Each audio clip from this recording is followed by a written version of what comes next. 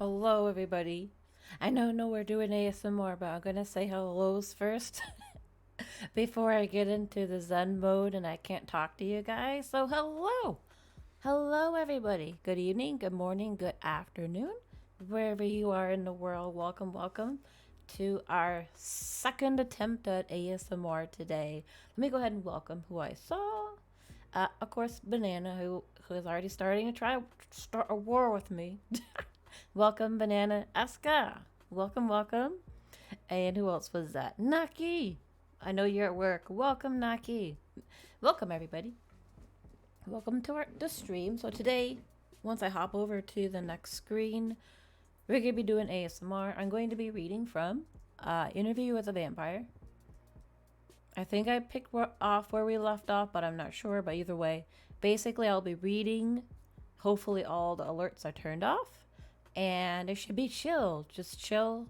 You can lay in bed, listen, and hopefully you can fall asleep. Or if you just want to chat with people in the chat, and I cannot stop you from what you're saying, you could do that as well because that's how ASMR works. We don't do it. You're not working yet? Oh, I thought you usually already worked. Okay. Well, welcome. And good luck on your work today.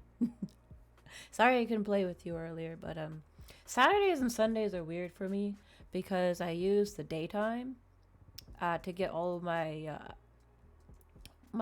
errands done, and then I live with extended family, so I spend time with them, so that streaming is uninterrupted in the evening. So often are busy during the day on the weekends, and at night that's when I have time. Yeah, I have a weird schedule.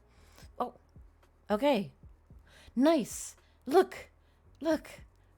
There's no sound. I got it. I got it correct. There's no sound. A raid. Yes, thank you. Thank you for the raid. And actually, you helped me just actually figure out that I figured it out, guys. Ah, it won't be scuff. Oh, I was so scuffed before. All right, hold on. Let me go ahead and shout out at Chief.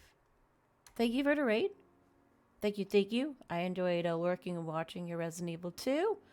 Hope you had a good time in your stream. I hope everybody that was with Chief enjoyed their time. Meshika raid, yes, yes. Welcome, welcome. I appreciate the raid. It's always welcome. Seal, welcome, Seal. Irashaimase, guys. So thank you for the raid again, Chief. You actually just proved to me that I am big brained, and I've turned alerts off, and ASMR will actually work. Ah, okay. We're evolving, guys.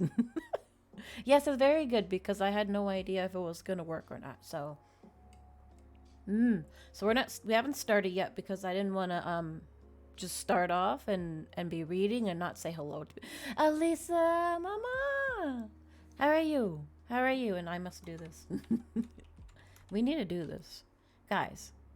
If you haven't followed Elisa, please go check her out. She's very, very close to 50 and affiliate. She is my mama.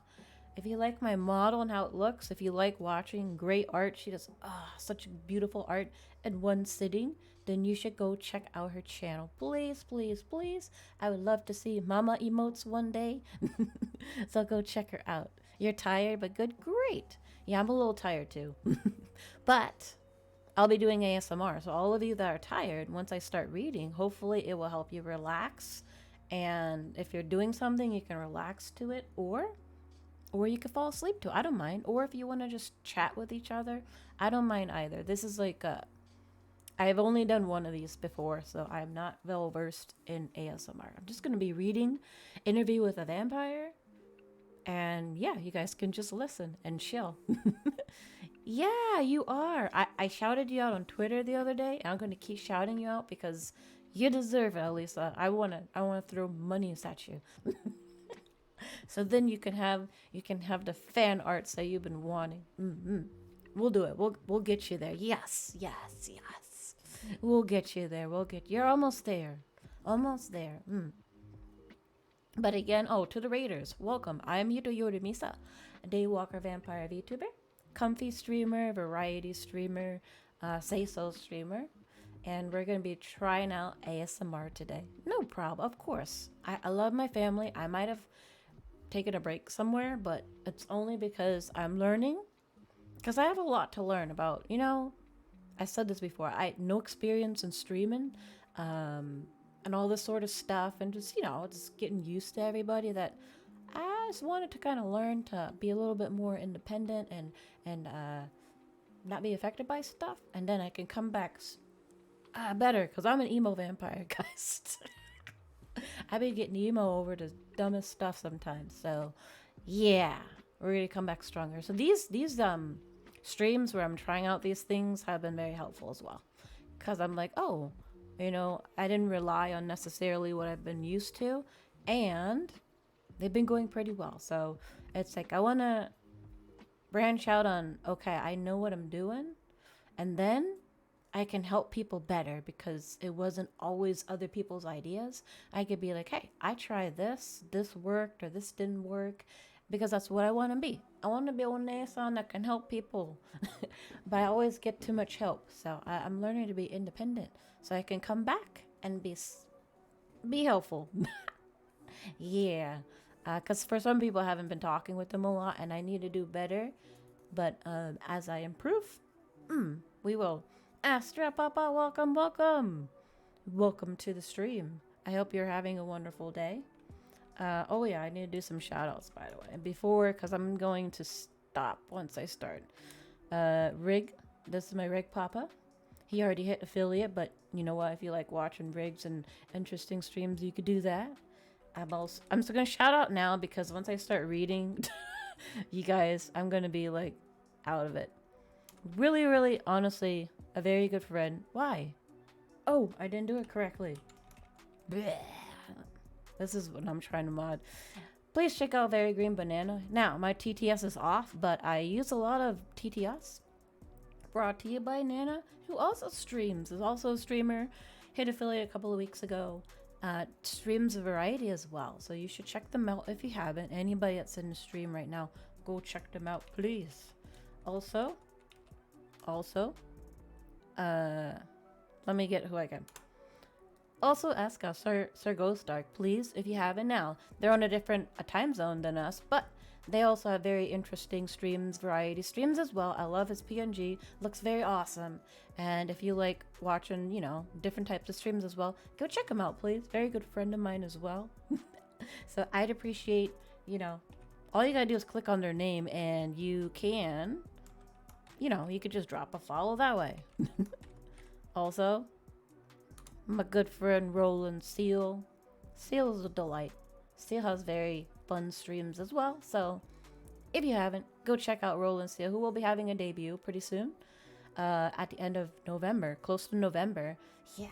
So you should go check her out. And she's getting close to another number as well. So a push would be oh, and I'm gonna do this one more time, even though they're gonna get mad. Chief Jack Blackbird is having his debut this coming week, guys, on the 1st of November. The poster was just put down. It's going to be at 6 p.m. Eastern Standard Time. Very good friend of mine as well. And looking forward to finally him evolving from PNG, which there's nothing wrong with it, to L2D. So yeah, go check it. If I just shout out somebody and you haven't been following them, you're missing out on a good streamer. That's all I got to say about that. Yes, thank you, thank you. All right, so before we get on with the reading, like I said, if you've never been to an ASMR reading, you basically, I'm not talking to you, I'm reading. So this is a perfect stream for you that just want to leave the lurk and you're off working on something. Or if you want to have chats with people in the stream, you could do that as well. So before we start, I wanted to go over my schedule because I like to do that. I'm sorry guys. Next week is I'm going to call it Collab Central because that's mostly what I'm going to be doing next week because somehow everything just kind of collided together. Misa, who doesn't ask, all of a sudden has a bunch of people for collabs. Yes, please be there. So, you'll be seeing some new friends and old friends' faces or, it depends on who you are. But yeah, we have a lot.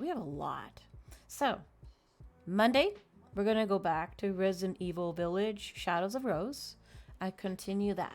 Okay, so that'll be a solo stream. Just continuing that interesting game. See how it goes.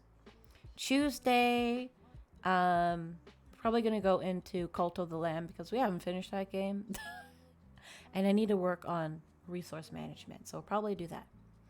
Wednesday, we have our first collab with Mama Iwa. Mama Iwa. I'm going to be collabing with Mama Iwa. I haven't collabed with her before, but good friend. I like stopping by on her streams. So we're going to be playing Left 4 Dead 2 together on Wednesday at my stream time. So yeah, Iwa. We're going to be collabing with Iwa. I'm very excited because I like being able to collab with people I haven't collabed with. So yeah. Yeah, so Left 4 Dead 2 with Iwa. Yeah, with all the mods. Thursday, we're going to be playing Gartic with viewers. I had so much fun playing Gartic before that we're going to be playing it again. Those of you that were lazy and didn't want to play last time, please play.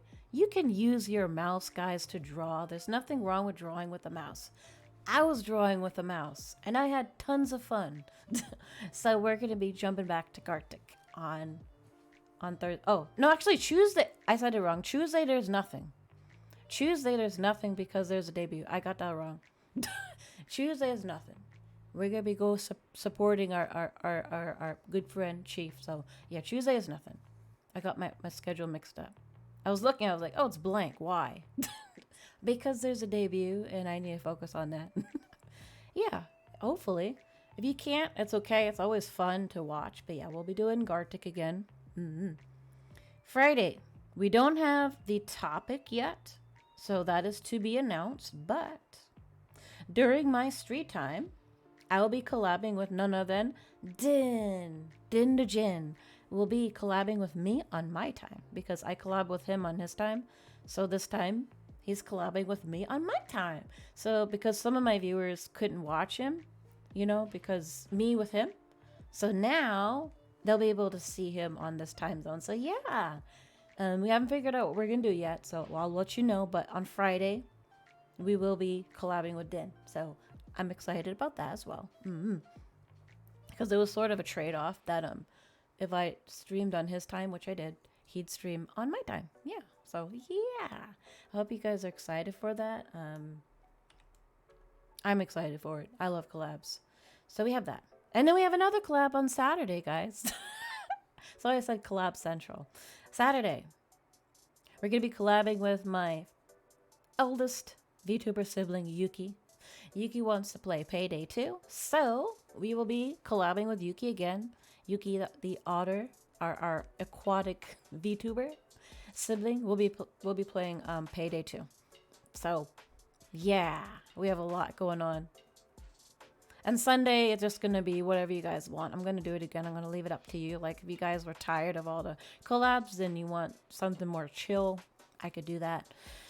Or if you just want something crazy, let me know and I'll do it. So that's the schedule. Basically, Monday, Resident Evil. Tuesday, we're supporting Chief on his debut.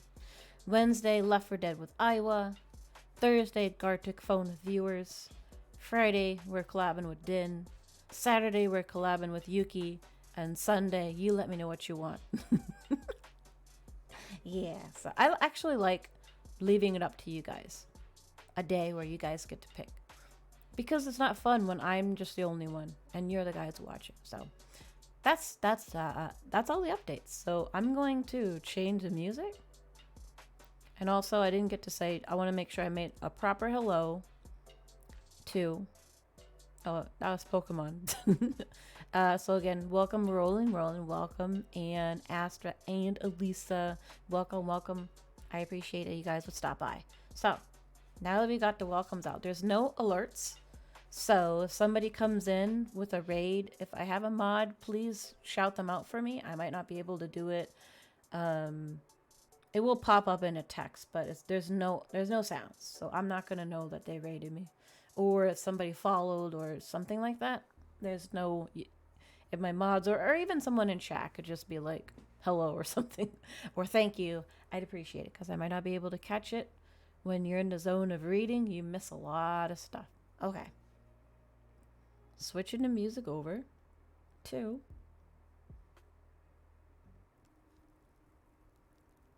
our fireplace music. Thank you, Chief. And you can still be lurking and doing whatever you need to do. I know you're working on your debut stuff, but I'll try to do what I can as well.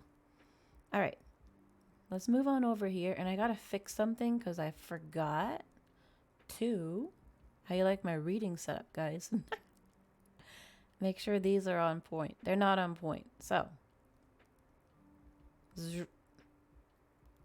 there we go. There we go. All right. How is the background music, guys? Do you think that the background music is good? Or should I lower it so that you guys, because I am going to be using a lower voice like this to speak. So let me know if I need to adjust the music because I want to be reading in a very soothing, a very soothing way. So let me know. You don't hear the music? Okay. Let me adjust it. All right, how's the background? I put it low because I didn't want it too high. There we go. You guys hear the fireplace music? Crackles. I hear crackles of the fireplace. I know because people they couldn't see my knuckle mimi, so I made my hat small. Speaking of which, I also need to turn these on. There we go. Better. All right, all right. So, everybody, we are here doing ASMR reading of Interview with a Vampire. This is part 2. If you missed part 1 or don't remember, that's okay. The whole point is just to be listening. If you're in bed or getting comfy, I hope this will help you fall asleep. If you are working, then I hope that this is a nice distraction well, not distraction, but I hope it helps you to listen. And feel free to have fun chatting with those that are in the chat while I read. So yeah, here we go. I'm going to get back to our story. I think we were like 60-ish pages in. So here we go. As if it were our very birthright, which we could not come to grasp the meaning of until this time of the middle of life, when we looked on only as many years ahead as already lay behind us, when every moment must be first known and then savored. It was detachment that made this possible, a sublime loneliness which Lestat and I moved through the world of mortal men, and all material troubles passed from us. I should tell you the practical nature of it. Lestat had always known how to steal from victims chosen for sumptuous dress and other promising signs of extravagance. But the great problems of shelter and secrecy had been for him a terrible struggle. I suspected that beneath his gentleman's veneer he was painfully ignorant of the most simple financial matters. But I was not. And so he could acquire cash at any moment, I could invest it.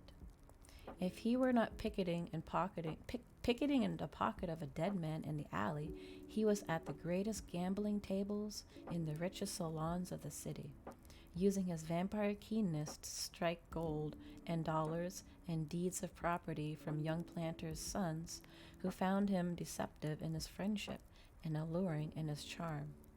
But this had never given him the life he wanted, and so, for that, he ushered me into the preternatural world that he might acquire an investor and manager for whom these skills of mortal life became most valuable in his life after. But let me describe New Orleans as it was then and as it was to become, so you can understand how simple our lives were. There was no city in America like New Orleans. It was filled not only with the French and Spanish of all classes who had formed in this part of a particular aristocracy, but later with immigrants of all kind, the Irish and the German in particular.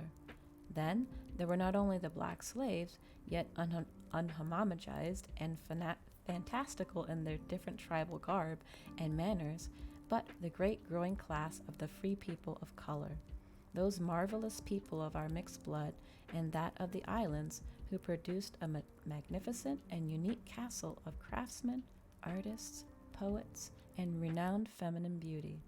And then There were the Indians, who covered their levee on the summer days selling herbs and crafted wares. And drifting throughout this medley of languages and colors were the people of the port, the sailors of the ships, who came in great waves to spend their money in the cabarets, to buy for the night a beautiful woman both dark and light, to dine on the best of Spanish and French cooking, and drink the imported wines of the world.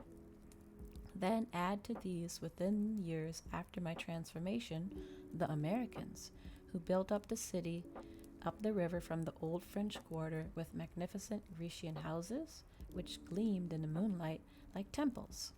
And of course, the planters, always the planters, coming to town with their families in shining lodgeries to buy evening gowns and silver and gems, to crowd the narrow streets on the way to the old French opera house, and the Theatre d'Orleans and the St. Louis Cathedral, from whose open doors came the chants of high mass over the crowds of the Place d'Armes on Sundays, over the noise of bickering of the French market, over the silent, ghostly drift of the ships along the raised waters of the Mississippi, which flowed against the levee above the ground of New Orleans itself, so that ships appeared to float against the sky. This was New Orleans, a magical and magnificent place to live, in which a vampire, richly dressed and gracefully walking through the pools of light of one gas lamp after another, might attract no more notice in the evening than hundreds of exotic creatures. If he attracted any of them, if anyone stopped to whisper behind a fan, that man, how pale, how he gleams, how he moves. It's not natural. A city in which a vampire might be gone before the words had even passed the lips, seeking out the alleys in which he could see like a cat, the darkened bars in which sailors slept with their heads on the tables, great high-ceilinged hotel rooms where the lone figure might sit, her feet upon the embroidered cushion, her legs covered with the lace counterplace, her head bent under the tarnished light of a single candle, never seeing the great shadow move across the plaster flowered on the ceilings, never seeing the long white fingers reach to press the fragile frame.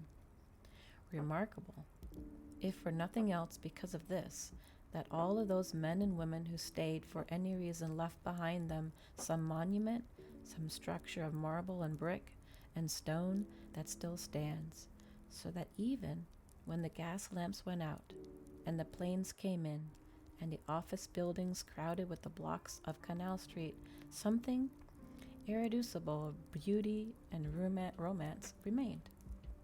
Not in every street, perhaps, but in so many that the landscape is for me the landscape of those times away. And walking now in the starlit streets of the quarter of the Garden District, I am in those times again. I suppose that is the nature of the monument. Be it a small house or a mansion of Corinthian columns and wrought iron lace, the monument does not stay that this or that man walked here. No, that what he felt in one time, in one spot, continues. The moon that rose over New Orleans then still rises. As long as the monument stands, it still rises. The feeling, at least here and there, it remains the same. The vampire appeared sad. He sighed, as he doubted what he had just said. "What is it?" he asked suddenly, as if he were slightly tired. "Yes, money. Lestat and I had to take money, and I was telling you that he could steal. But it was investment afterwards that mattered. What we accumulated, we must use. But I go ahead of myself. I killed animals. But I'll get to that in a moment. Lestat killed humans all the time, sometimes 2 or 3 a night, sometimes more. He would drink from one just enough to satisfy a momentary thirst, and then go on to another. The better the human, as he would say in his vulgar way, the more he liked it. A fresh young girl, that was his favorite food. the first of the evening, but the triumphant kill for Lestat was a young man. A young man around your age would have appealed to him in particular. Me? The boy whispered. He had learned leaning forward on his elbows to peer into the vampire's eyes, and now he drew up. Yes, the vampire went on, as if he hadn't observed the boy's change in expression. You see, they represented the greatest loss to Lestat, because they stood on the threshold of the maximum possibility of life. Of course, Lestat didn't understand this himself. He came to understand it. Lestat understood nothing. I shall give you a perfect example of what Lestat liked. Up the river from us was a French plantation, a magnificent spread of land which had great hopes of making a fortune in sugar just shortly after the refining process had been invented. I presume you know how sugar was refined in Louisiana. There is something perfect and ironic about it. This land, which I loved producing refined sugar. I mean, this is more unhappily than I think you know. This refined sugar is a poison. It was like an essence of life in New Orleans, so sweet that it could be fatal, so richly enticing that all other values are forgotten. But, as I was saying, up the river from us lived an old French family, which had produced in its generation 5 young women and 1 young man. Now, 3 of the young women were destined not to marry, but 2 were young enough still, and all depended upon the young man. He was to manage the plantation, as I had done for my mother and sister. He was in negotiations to marriage, to put together dowries when the entire fortune of the place rode precariously on the next year's sugar crop. He was to bargain, fight, and keep at a distance the entire material world for the world of the Frenier. Lestat decided he wanted him, and when fate alone nearly cheated Lestat, he went wild. He risked his own life to get the Frenier boy, who had become involved in a duel.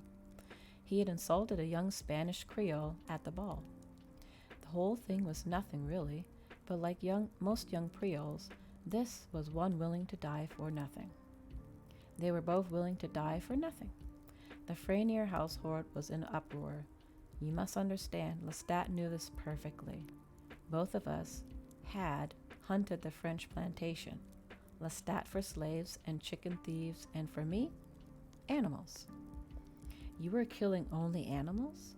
Yes, but I'll come to that later, as I said.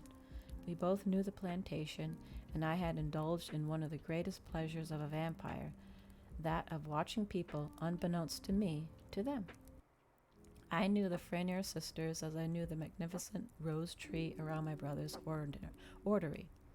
They were a unique group of women. Each in her own way was as smart as their brother, and one of them, I shall call her Babette, was not only as smart as her brother, but far wiser. Yet none had been educated to care for the plantation.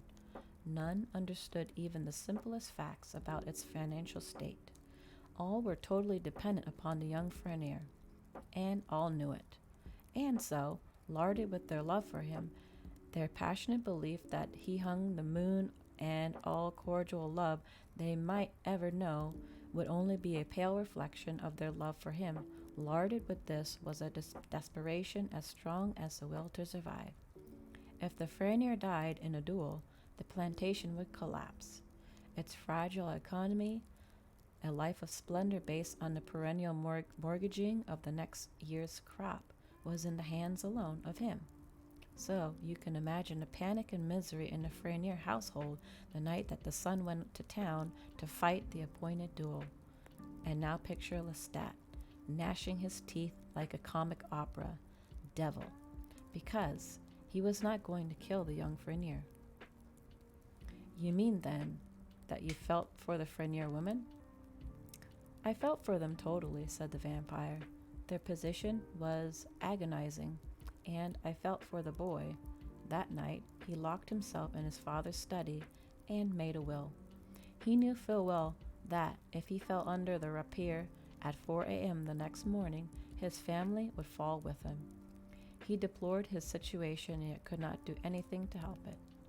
To run out on a duel would not only mean social ruin for him, but would possibly have been impossible. The other young man would have pursued him until he was forced to fight. When he left the plantation at midnight, he was staring into the face of death itself with the character of a man who, having only one path to follow, has resolved it to follow it with the perfect courage. He would either kill the Spanish boy and die. It was unpredictable, despite all of his skill. His face reflected a depth of feeling and wisdom I'd never seen on the face of any of Lestat's struggling victims. I had my very first battle with Lestat then and there. I'd prevented him from killing the boy for months, and now he meant to kill him before the Spanish boy could. We were on horseback, racing after the young Frenier towards New Orleans. Lestat bent on overtaking him. I bent on overtaking Lestat. Well, the duel, as I told you, was scheduled for 4 a.m. On the edge of the swamp just beyond the city's northern gate, I arrived there just shortly before 4. We had a precious little time to return to Point de Lac, which meant our own lives were in danger. I was as incessant at Lestat as never before, and he was determined to get the boy. Give him his chance, I was insisting, getting hold of Lestat before he could approach the boy. It was midwinter, bitter cold and damp in the swamps, one volley of ice rain after another sweeping the clearing where the duel was to be fought. Of course, I did not fear these elements in the sense that you might. They did not numb me, nor threaten me with mortal shivering or illness. But vampires feel cold as acutely as humans, and the blood of the kill is often the rich, sensual elevation of the cold. But what concerned me that morning was not the pain I felt, but the excellent cover of darkness these elements provided, which made Frenier extremely vulnerable to Lestat's attack. All he need do would be to step away from his two friends towards the swamp, and Lestat might take him. And so I physically grappled with Lestat, and I held him. But towards all of this, you had detachment and distance? Hello, welcome everybody. I'm reading. I'm sorry if I didn't say welcome, and thank you for the follows. I am reading, and I hope you enjoy it, but welcome. The vampire sighed. Yes, I had it, and with it a supremely resolute anger. To glut himself upon the life of an entire family was to me Lestat's supreme act of utter contempt and disregard for all he should have seen with a vampire's depth. So I held him in the dark, where he spit at me and cursed at me. The young Frenier took his rapier from his friend, and second went out with a stick, wet grass, to meet him and his opponent. There was a brief conversation, then the duel commenced. In moments, it was over. Frenier had mortally wounded the other boy with a swift thrust to the chest, and he knelt in the grass, bleeding, dying, shouting something unintelligible at Frenier. The victor simply stood there. Everyone could see there was no sweetness in the victory. Frenier looked on death as if it were an abomination. His companions advanced with their lanterns, urging him to come away as soon as possible and leave the dying man to his friends. Meantime, the wounded one would allow no one to touch him, and then, as Frenier's group turned to go, the three of them walked heavily towards their horses. The man on the ground drew his pistol. Perhaps I alone could see this in the powerful dark, but in any event, I shouted to Frenier as I ran towards the gun, and this was all that Lestat needed.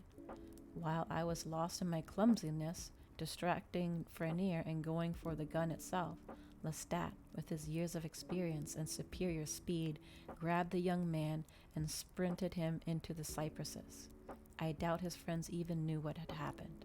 The pistol had gone off. The wounded man had collapsed, and I was tearing through the near-frozen marshes, shouting at Lestat.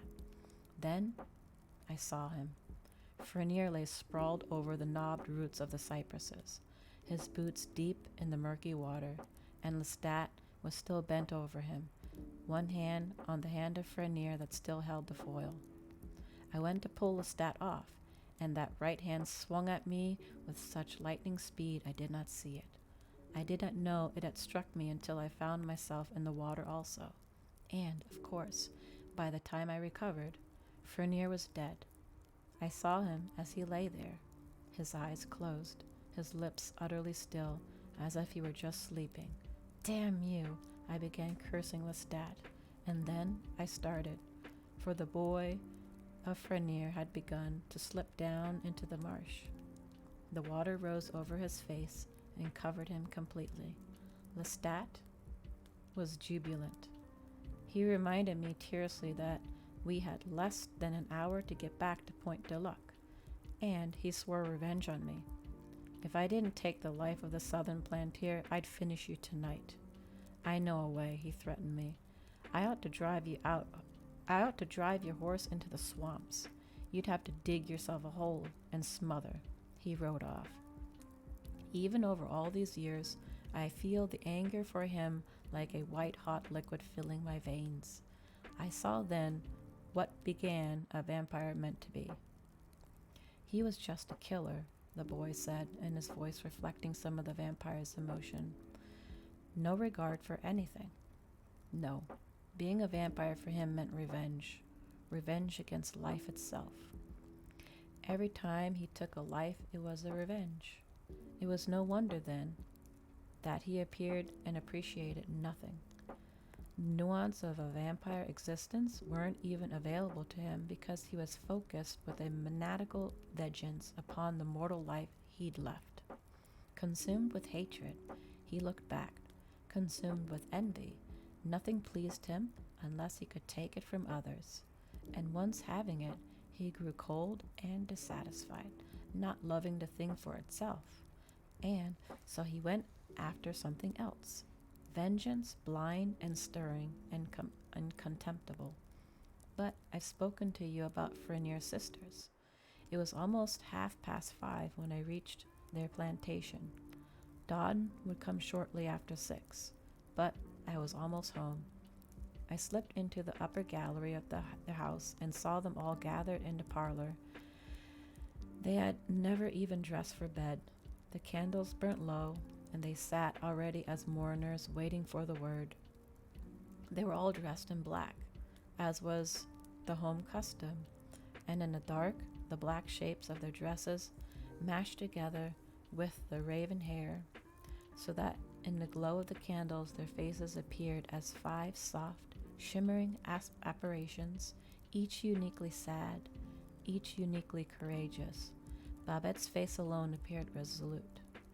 It was as if she had already made up her mind to take the burdens of Frenier if her brother had died, and she had the same expression on her face now, which had been on her brother's when he mounted to leave for the duel. What lay ahead of her was nearly impossible. What lay ahead was a final death of which Lestat was guilty. So, I did something then which caused me a great risk. I made myself known to her. I did this by playing the light. As you can see, my face is very white and has a smooth, highly reflective surface, rather like that of polished marble. Yes, the boy nodded and appeared flustered. It's very beautiful, actually, said the boy. I wonder if... But what happened? You wonder if I was a handsome man when I was alive, said the vampire. The boy nodded. I was. Nothing structurally has changed in me, only I never knew that I was handsome. Life whirled around me like a wind of petty concerns. As I've said, I gazed at nothing, not even a mirror, especially not a mirror with a free eye. But this is what happened. I stepped near to the pane of glass and let the light touch my face. And this I did at the moment when Babette's eyes were turned towards the panes. Then I appropriately disappeared. Within seconds, all the sisters knew a strange creature had been seen, a ghost-like creature, and the 2 slave maids steadfastly refused to investigate. I waited out the moments impatiently for just that which I wanted to happen. Babette finally took a candelabrum from the tied side table, lit the candles, and scouring everyone's fear, ventured out into the cold gallery, alone to see what was there. Her sisters hovering in the door like great black birds, one of them crying that the brother was dead, and she had indeed seen a ghost. Of course, you must understand that Babette, being as strong as she was, never once attributed what she saw to the imagination or to ghosts. I let her come the length of the dark gallery before I spoke to her, and I even let her see only a vague outline of my body besides one of the columns. Tell your sisters to go back, I whispered to her. I come to tell you of your brother. Do as I say. She was still for an instant, and then she turned to me and strained to see me in the dark. I have only a little time. I would not harm you for the world, I said, and she obeyed. Saying it was nothing, she told them to shut the door, and they obeyed, as people obey who not only they need a leader, but are desperate for one. Then I stepped into the light of Babette's candles. The boy's eyes were wide. He put his hand on his lips. Did you look to her as you do to me? He asked. You asked that with such innocence, said the vampire. Yes, I suppose I certainly did. Only by candlelight. I always had a less supernatural appearance, and I made no pretense with her of being an ordinary creature. I have only minutes, I told her at once, but what I tell you is of the greatest importance. Your brother fought bravely and won the duel. But wait, you must know now he is dead. Death was proverbial with him, the thief in the night about which all his goodness or courage could do nothing. But this is not the principal thing which I came to tell you. It is this. You can rule the plantation, and you can save it. All that is required is that you let no one convince you otherwise. You must assume his position despite an outcry.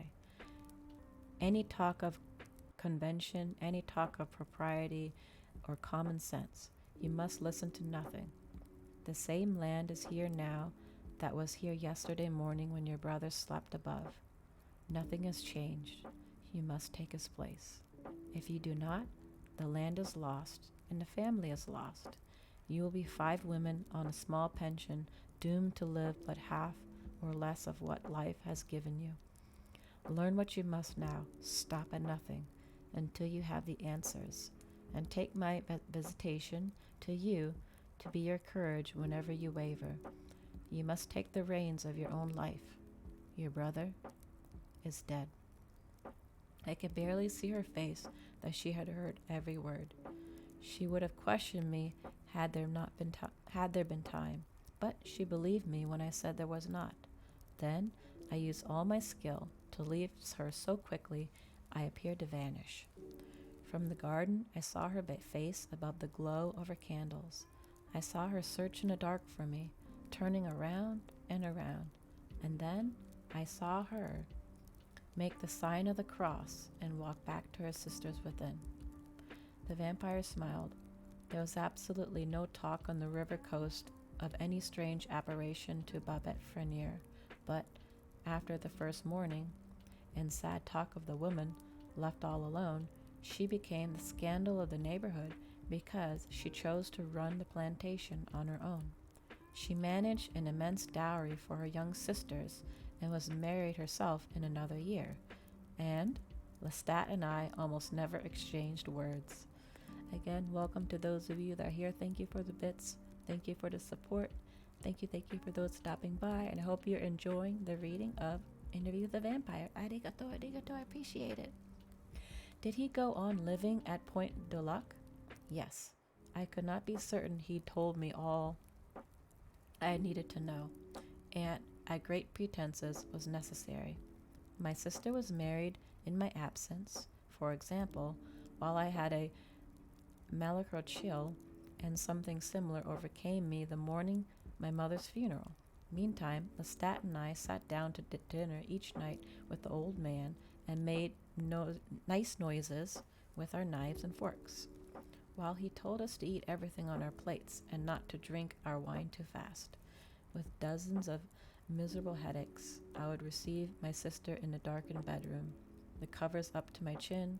I bid her and her husband bear within the dim light on the account of pain in my eyes as I entrusted to them large amounts of money to invest for all of us. Fortunately, her husband was an idiot, a harmless one, but an idiot, the product of 4 generations of married between the first cousins. But though these things went well, we began to have our problems with the slaves. They were the suspicious ones, and, as I've indicated, Lestat killed anybody and anyone he chose. So there are always some talk of mysterious deaths on that part of the coast. But it was what they saw of us which began to talk, and I heard it one evening when I was playing in a shadow about the slave cabins. Now, let me explain first the character of these slaves. It was only about 1795. Lestat and I had lived there for 4 years in relative quiet. I investing the money which she acquired, increasing our land, purchasing apartments and townhouses in New Orleans, which I rented, the work of the plantation itself producing little, more a cover for us than an investment. I say our. This is wrong. I never signed anything over to Lestat, and as you realize, I was still legally alive. But in 1795, these slaves did not have the character which you've seen in films and novels of the South.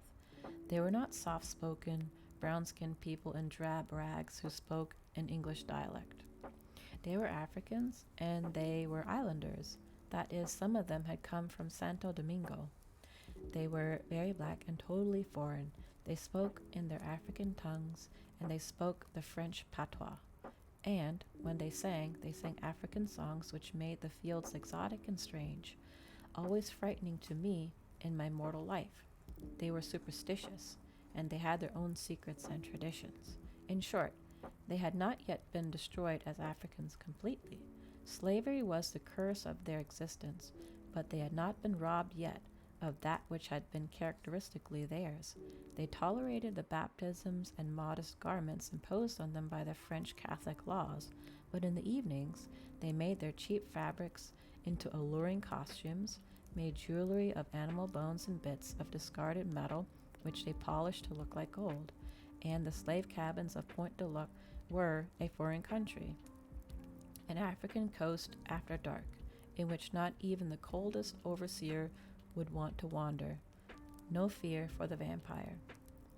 Not until one summer evening, when passing for a shadow, I heard through the open doors of a foreman's cottage a conversation which convinced me that Lestat and I slept in a real danger. The slaves knew now we were not ordinary mortals. In hushed tones, the maids told of how, through a crack in the door, they had seen us dine on empty plates, with empty silver, lifting empty glasses to our lips, laughing, our faces bleached and ghostly in the candlelight. The blind man, a helpless fool, in our power. Though through keyholes, they had seen Lestat's coffin, and once he had beaten one of them mercilessly for dawdling by the gallery windows of his room. There is no bed in there, they confided to one another with nodding heads. He sleeps in a coffin. I know it. They were convinced, on the best grounds, of what we were. And as for me, they'd seen me evening after evening emerge from the ordinary, which was now little more than a shapeless mass of brick and vine, layered with flowering wisteria in the spring, wild roses in summer, moss gleaming on the old unpainted shutters which had never been opened, spiders spinning in the stone arches. Of course, I pretended to visit in memory of Paul, but it was clear by the speech they no longer believed such lies, and now they attributed to us not only the deaths of slaves found in the fields and swamps, and also the dead cattle and occasional horses, but all the other strange events, even floods, thunder, were the weapons of God in a personal battle waged with Louis and Lestat. But worse still, They were not planning to run away. We were devils. Our power inescapable. No, we must be destroyed. And at this gathering, where I became an unseen member, were the number of the Frenier slaves. This meant word would get out to the entire coast. And though I firmly believed the entire coast to be impervious to a wave of hysteria, I did not intend to risk notice of any kind. I hurried back to the plantation house to tell Lestat our game of playing planter was over. He'd have to give up his slave whip and golden napkin ring and move to another town. He resisted naturally. His father was gravely ill and might not live. He had no intention of running away from stupid slaves. I'll kill them all, he said calmly, in threes and fours. Some will run away and that will be fine. You're talking madness. The fact is, I want you gone from here. You want me gone? You? He sneered. He was building a card palace on the dining room table with a pack of very fine French cards. You whining coward of a vampire who prowls the night killing alley cats and rats and staring for hours at candles as if they were people and standing in the rain like a zombie until your clothes are drenched and you smell like old wardrobe trunks in the attic and have to look of a baffled idiot at the zoo. You've nothing more to tell me, and your insistence on recklessness has endangered us both. I might live in the ordinary alone while this house fell to ruins. I don't care about it, I told him, because this was quite true. But you must have all things you never had, a life and makeup and immortality and junk shop in which both of us became grotesque. Now, go look at your father and tell me how long he has to live, for that's how long you stay, and only if the slaves don't rise up against us. He told me then to go and look after his father himself. Hence, I was the one who was always looking, and I did. The old man was truly dying. I had been spared my mother's death more or less because she had died very suddenly on an afternoon. She'd been found with her sewing basket seated quietly in the courtyard. She had died as one goes to sleep. But now I was seeing a natural death that was too slow with agony and with consciousness. And I'd always liked the old man. He was kindly and simple and made few demands. By day, he sat in the sun of the gallery, dozing and listening to the birds. By night, any chatter on our part kept him company. He could play chess, carefully feeling each piece and remembering the entire state of the board, which was with remarkable accuracy. And though Lestat would never play with him, I often did. Now he lay gasping for breath, his forehead hot and wet, the pillow around him stained with sweat. And as he moaned and prayed for death, Lestat in the other room began to play the spinet. I slammed it shut, barely missing his fingers. You won't play while he dies, I said. The hell I won't, he answered to me. I'll play the drum if I like it. And taking a great sterling silver platter from the sideboard, he slipped a finger through one of its handles and beat it with a spoon. I told him to stop it, or I would make him stop it. And then we both ceased our noise because the old man was calling his name. He was saying that he must talk to Lestat now before he died. I told Lestat to go to him. The sound of his crying was terrible. Pfft, why should I? I've cared for him all these years. Isn't that enough?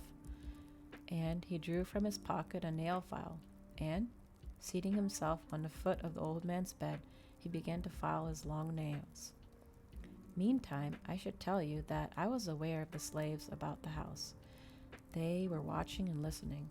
I was truly hoping the old man would die within minutes. Once or twice before I dealt with suspicion or doubt on the part of several slaves, but never such a number. I immediately rang for Daniel, the slave to whom I'd given the overseer's house and position. But while I waited for him, I could hear the old man talking to Lestat. Lestat, who sat with his legs crossed, filing and filing, one eyebrow arched, his attention on his perfect nails. It was the school, the old man was saying. Oh, I know you remember. What can I say to you? He moaned. You'd better say it, Lestat said, because you're about to die. The old man let a terrible noise, and I suspect I made some sound of my own. I positively loathed Lestat. I had a mind now to get him out of the room.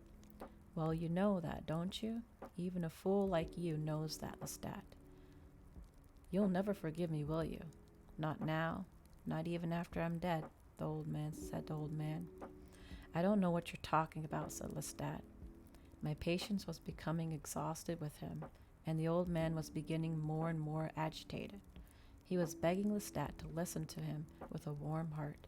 The whole thing was making me shudder. Meantime, Daniel had come, and I knew in that moment I saw him that everything that Poit de Luck was lost. If I'd been more attentive, I'd have seen the signs of it before now. He looked at me with eyes of glass. I was a monster to him. Monsieur Lestat's family is very ill. Going, I said, ignoring his expression. I want no noise tonight. The slaves must all stay within the cabins. A doctor is on his way. He stared at me as if I was lying, and then his eyes moved curiously and coldly away from me towards the old man's door. His face underwent such a change that I rose at once and looked in the room. It was Lestat, slouched at the foot of the bed, his back to the bedpost, his nail file working furiously, grimacing in such a way that both his great teeth showed prominently. The vampire stopped, his shoulders shaking with silent laughter. He was looking at the boy, and the boy looked shyly at the table. But he had already looked, and fixedly, at the vampire's mouth. He had seen the lips were different in texture from the vampire's skin, that they were silken and delicately lined like any person's lips, only deadly white, and he had glimpsed of the white teeth. Only the vampire had such a way of smiling that they were not completely revealed.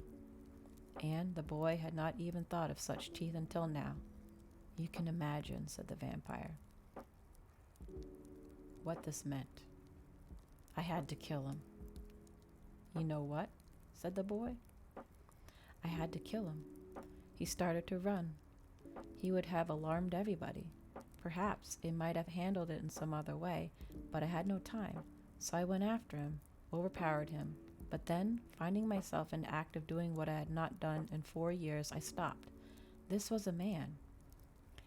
He had his bone-handled knife in one hand to defend him, and I took it from him easily and slipped it into his heart. He sank to his knees at once, his fingers tightening on the blade, bleeding onto it. The sight of blood, the aroma of it, maddened me.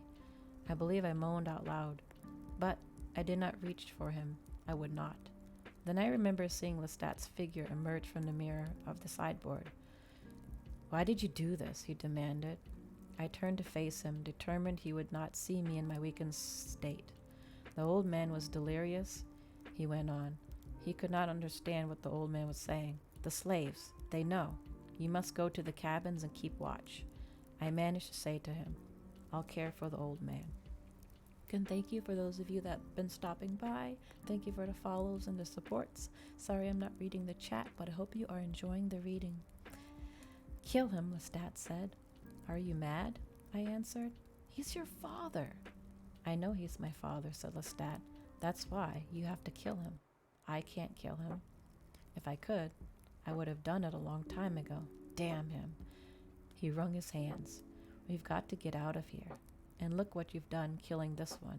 There's no time to lose. His wife will be wailing up here in minutes, or she'll send someone else. The vampire sighed. This was all true. Lestat was right. I could hear the slaves gathering around Daniel's cottage waiting for him. Daniel had been brave enough to come into the haunted house alone. When he didn't return, the slaves would panic, become a mob. I told Lestat to calm them, to use all his power as a master over them, and not to alarm them with horror. And then I went to the bedroom and shut the door. I had then another shock in the night of shocks, because I'd never seen Lestat's father as he was then. He was sitting up now, leaning forward, talking to Lestat, begging Lestat to answer him, telling him he understood his bitterness better than Lestat did himself. and was living a corpse.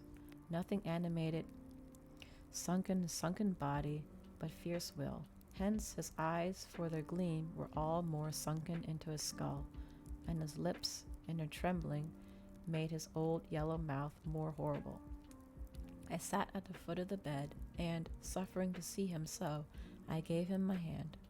I cannot tell you how much his appearance had shaken for me. For, when I bring death, it is swift and conscious, leaving the victim as if enchanted sleep. But this was the slow decay, the body refusing to surrender to the vampire of time, which had sucked upon it for years on end. Lestat, he said, just for once, don't be hard with me, just for once. Be for me the boy you were, my son.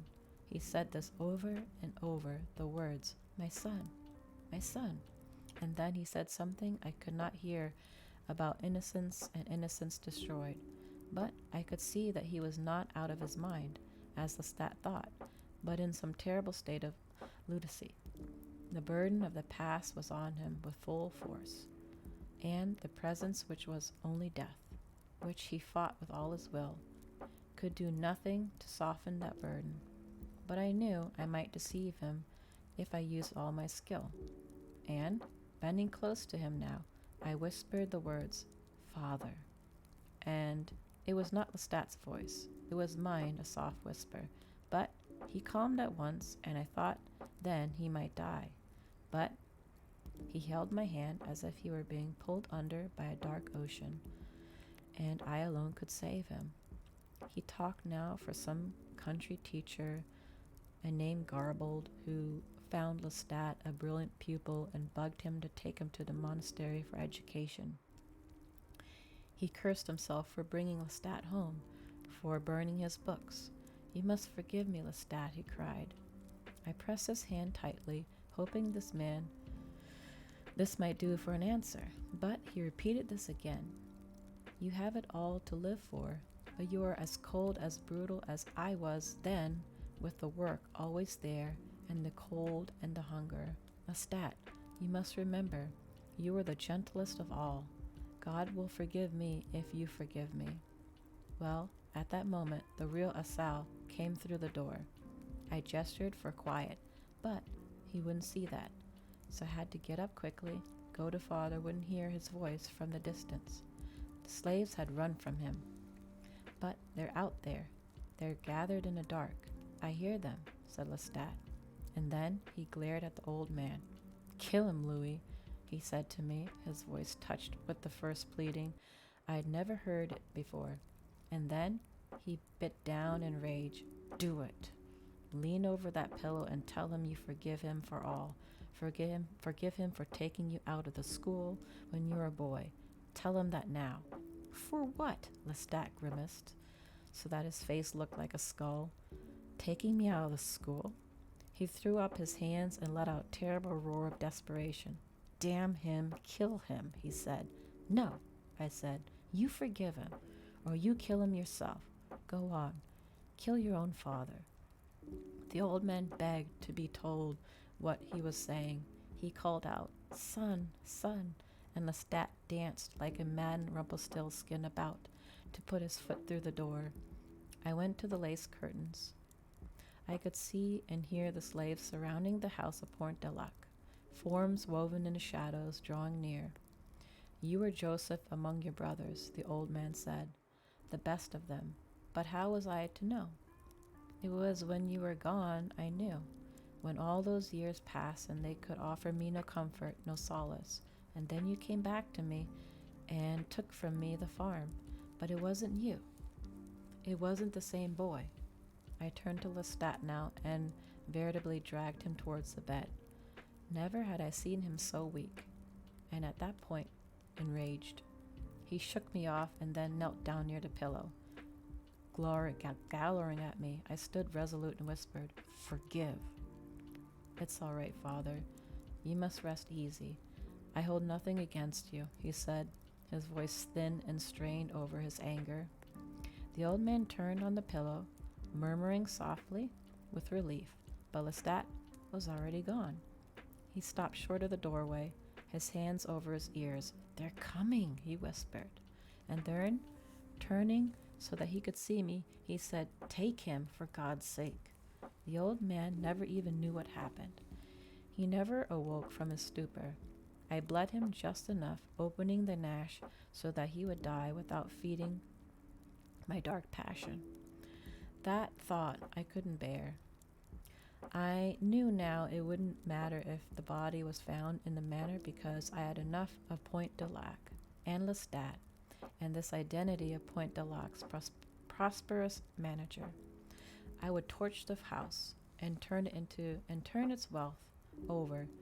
I'd held over so many names safe for just this moment. Meantime, Lestat was after the slaves. He would leave such a ruin and death behind him, no one could make a story of that night at Point de Lac, and I went with him.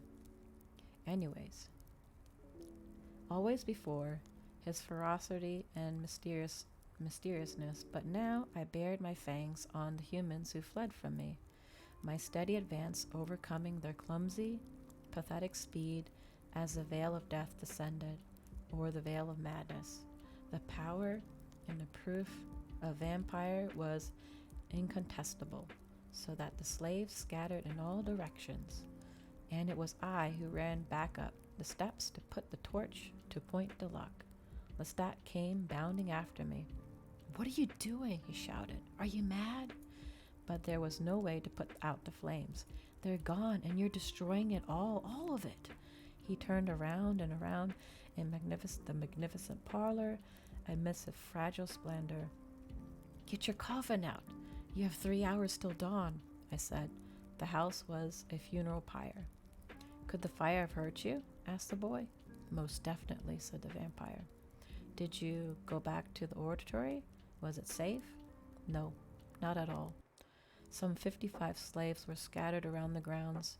Many of them would not have desired the life of a runaway and would most certainly go right to Frenier or south to the Belgiard plantation down the river.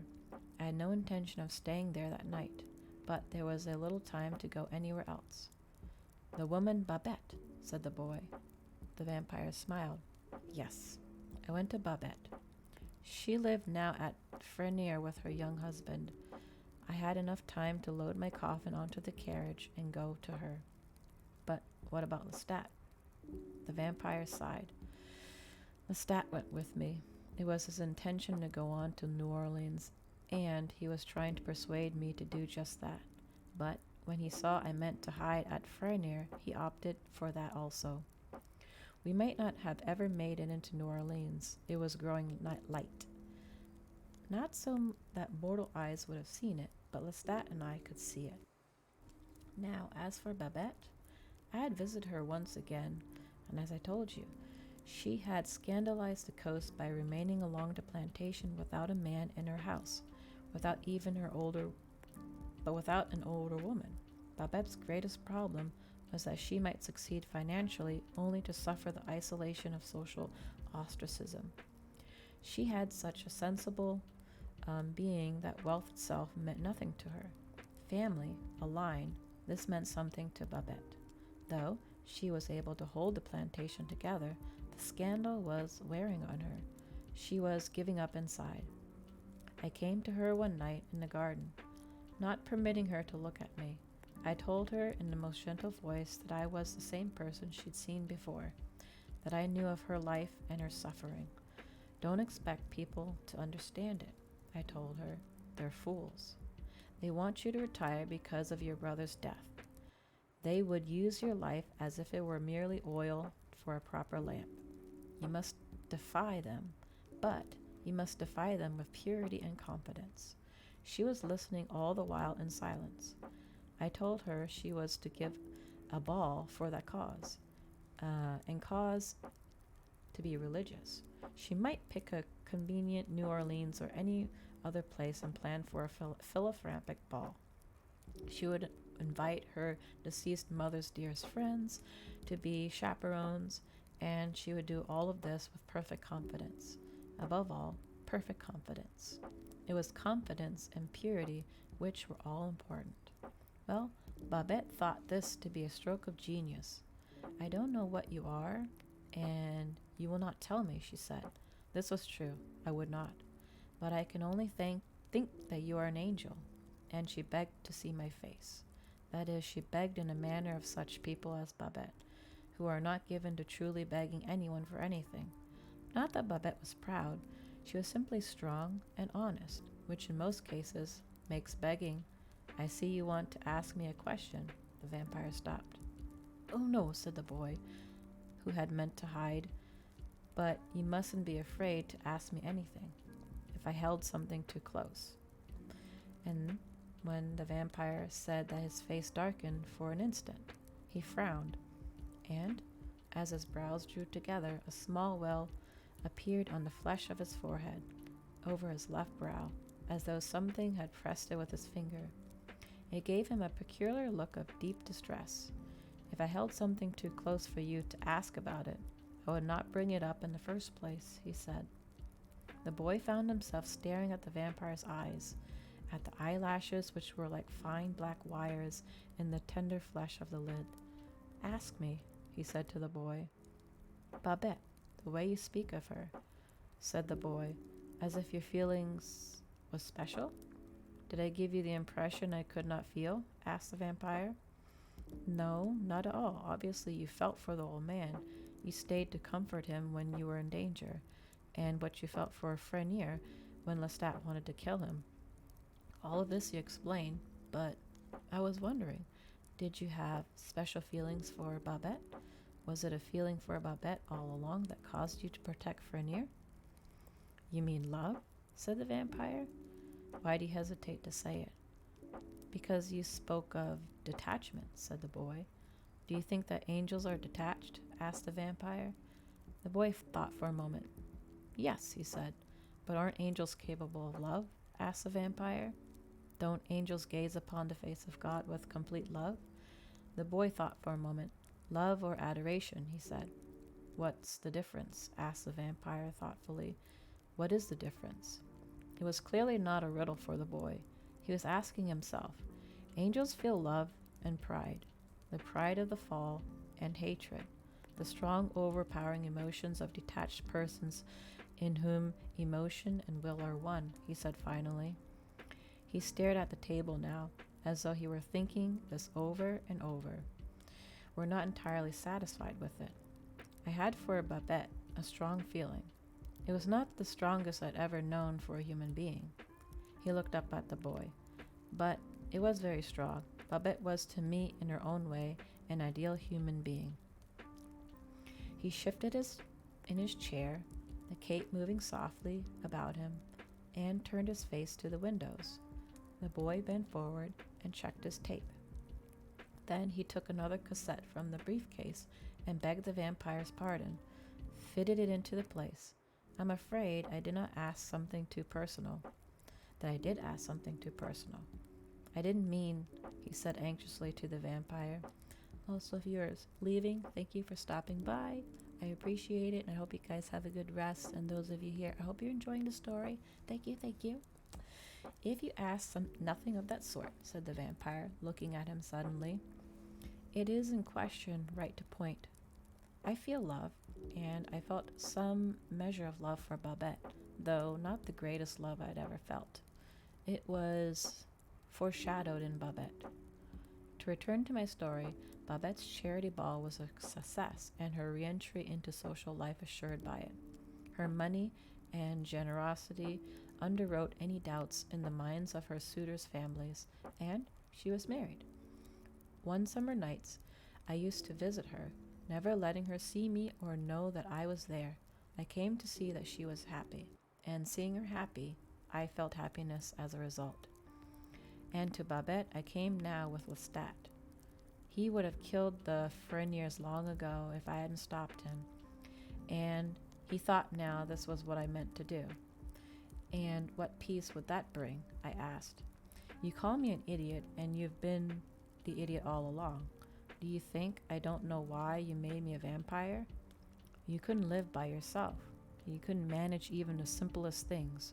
For years now, I've managed everything while you sat about making a pretense of superiority.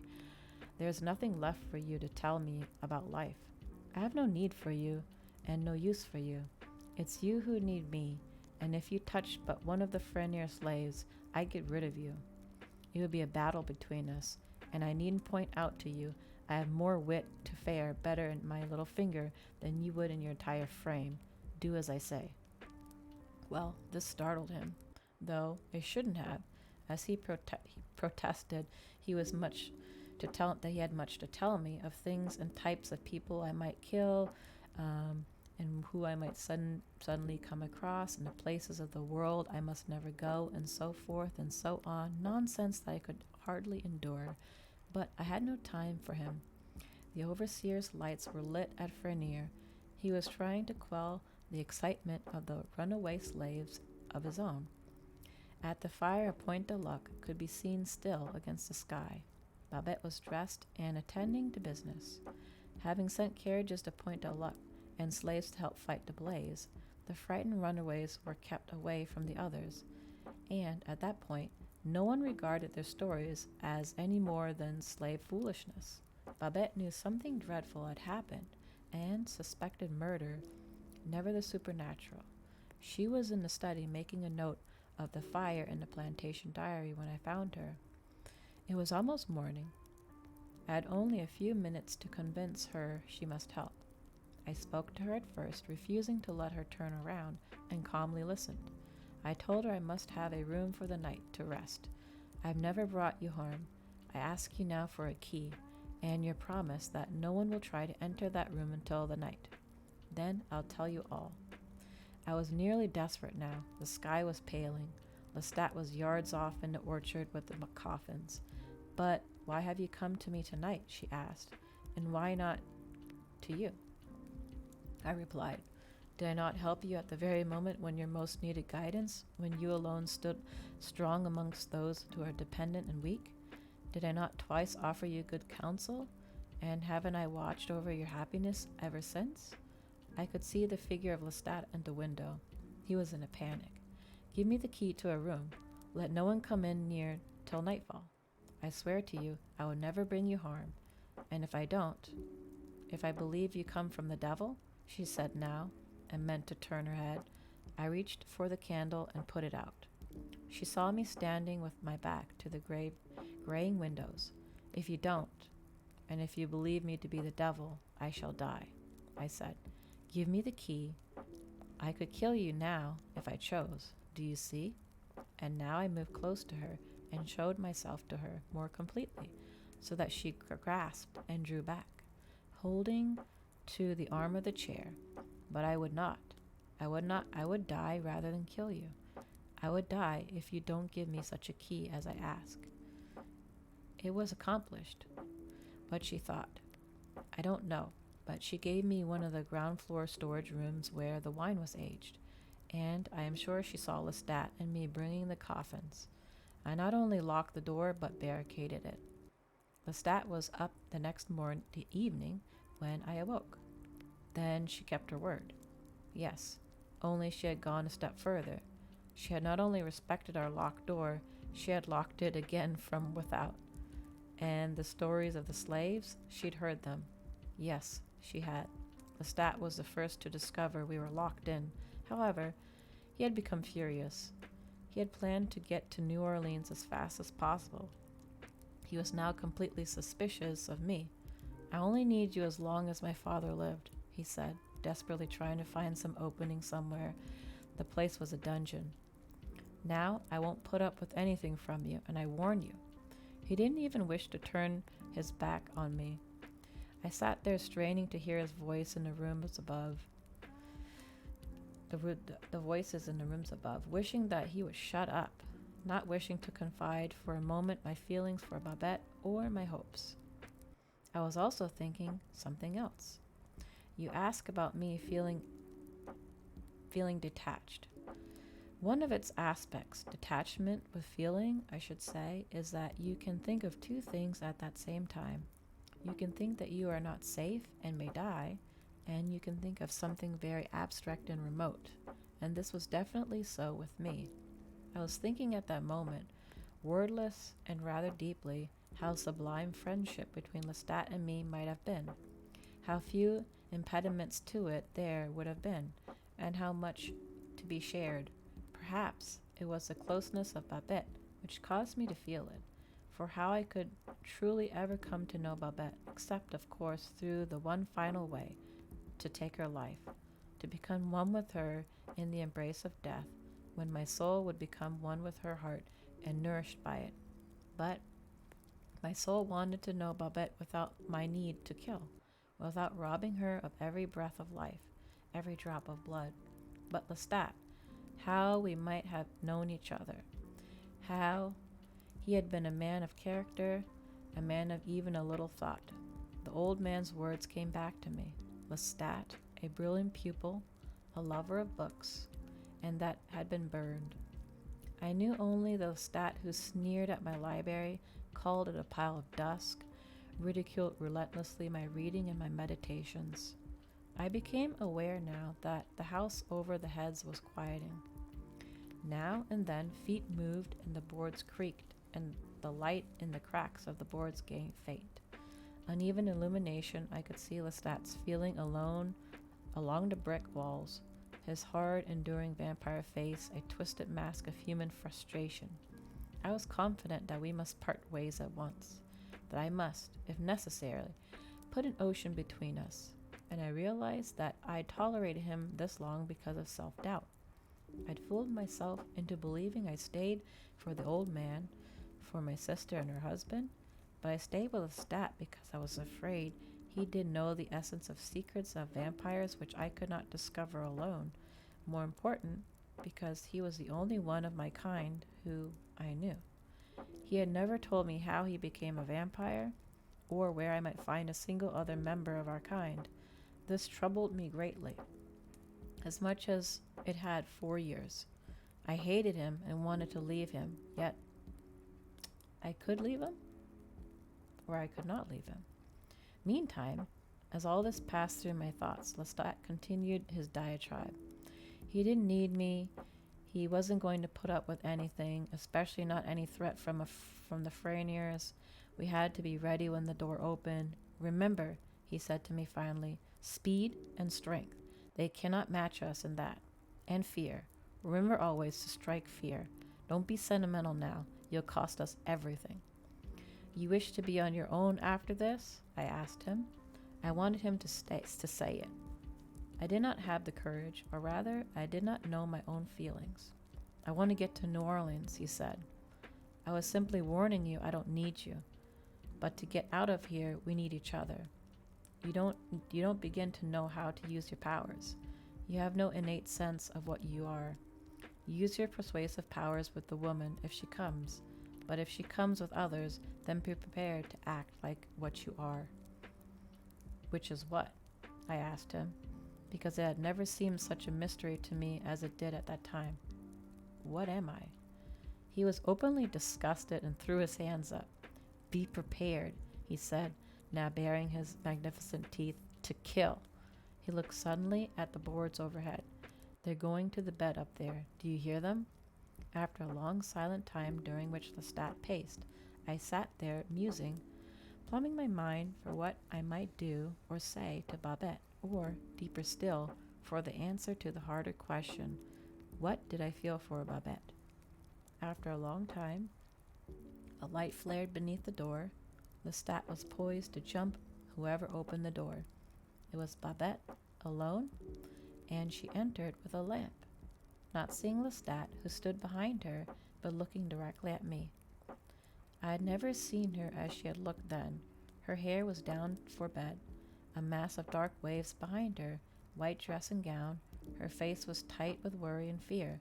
This gave it a feverish radiance, and made her large brown eyes all the more huge. As I have told you, I loved her strength and honesty and the greatness of her soul, and I did not feel passion for her as you would feel it, but I found her more alluring than any woman I had known in mortal life. Even in the severe dressing gown, her arms and her chest were round and soft, and she seemed to me an intriguing soul clothed in rich, mysterious flesh. I, who am hard and spared to dedicate to a purpose, felt drawn to her irresistibly, and, knowing it could only culminate in death, I turned away from her at once, wondering if when she gazed into my eyes, she found them dead and soulless. You are the one who came to me before, she said now, as if she hadn't been sure, and you are the owner of Point de Luck. You are. I knew as she spoke that she must have heard the wildest stories of last night, and there would be no convincing her any lie. I had used my unnatural appearance twice to reach her, to speak to her. I could not hide it or minimize it now. I mean you no harm, I said to her. I need only a carriage and horses. The horses I left last night in the pasture. She didn't seem to hear my words.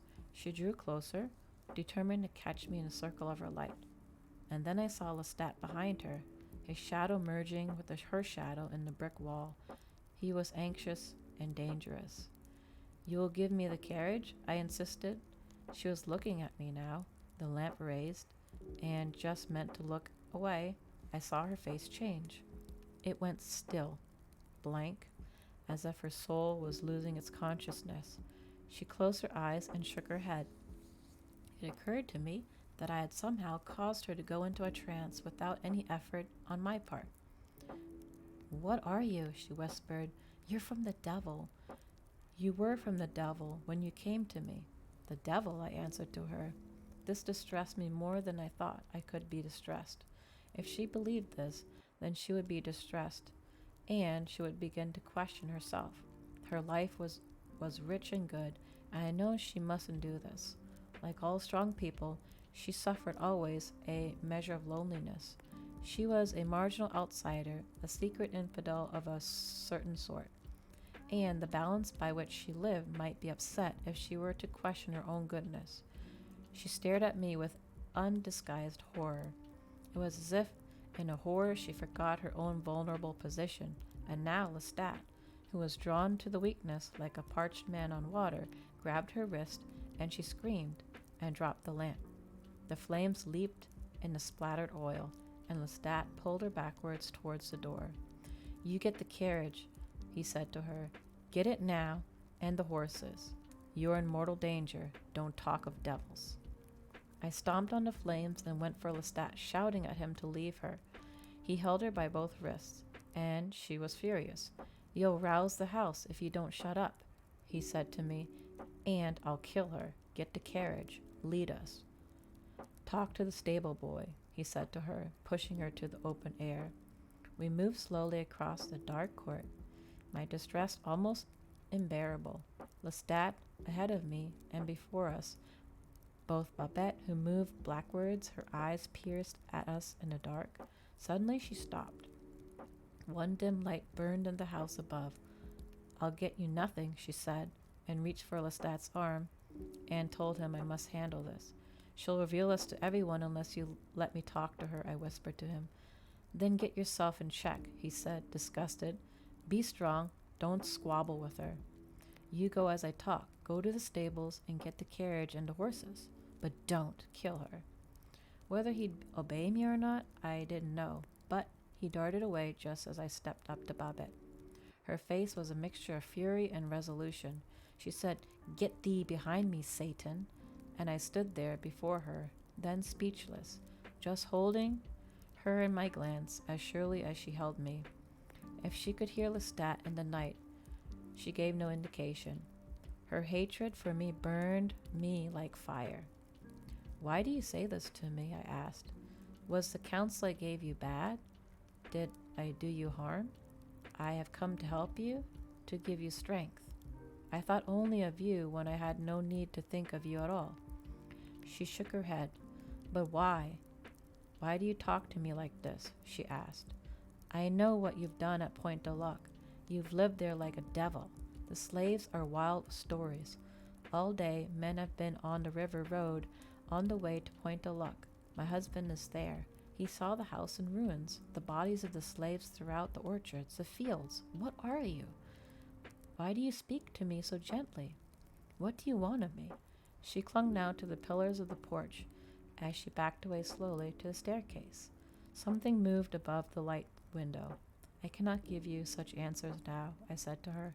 Believe me when I say to you, I came to you only to do you good, and would not have brought worry and care for you last night for anything I had a choice. The vampire stopped. The boy sat forward, his eyes wide. The vampire was frozen, staring off, lost in his thoughts, his memory. And the boy looked down suddenly, as if there were a respectable thing to do. He glanced again at the vampire, and then away. His own face as distressed as the vampire's, and then he started to say something, but stopped.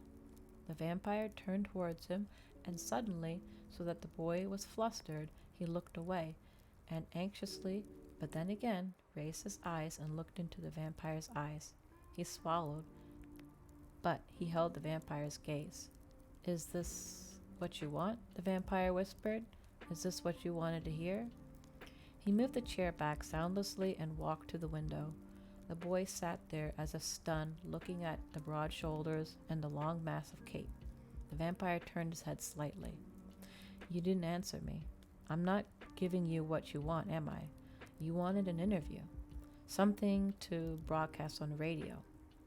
That doesn't matter. I'll throw the tapes away if you want, the boy rose. I can't say I understand all you're telling me. You'd know I was lying if I said I did. So how can I ask you to go on except to say what I do understand? What I do understand is like nothing I've ever understood before. He took a step towards the vampire. The vampire appeared to be looking down onto Devasio Street. Then he turned his head slowly and looked at the boy and smiled. His face was sincere and almost affectionate, and the boy suddenly felt uncomfortable. He shoved his hands into his pockets and turned toward the table.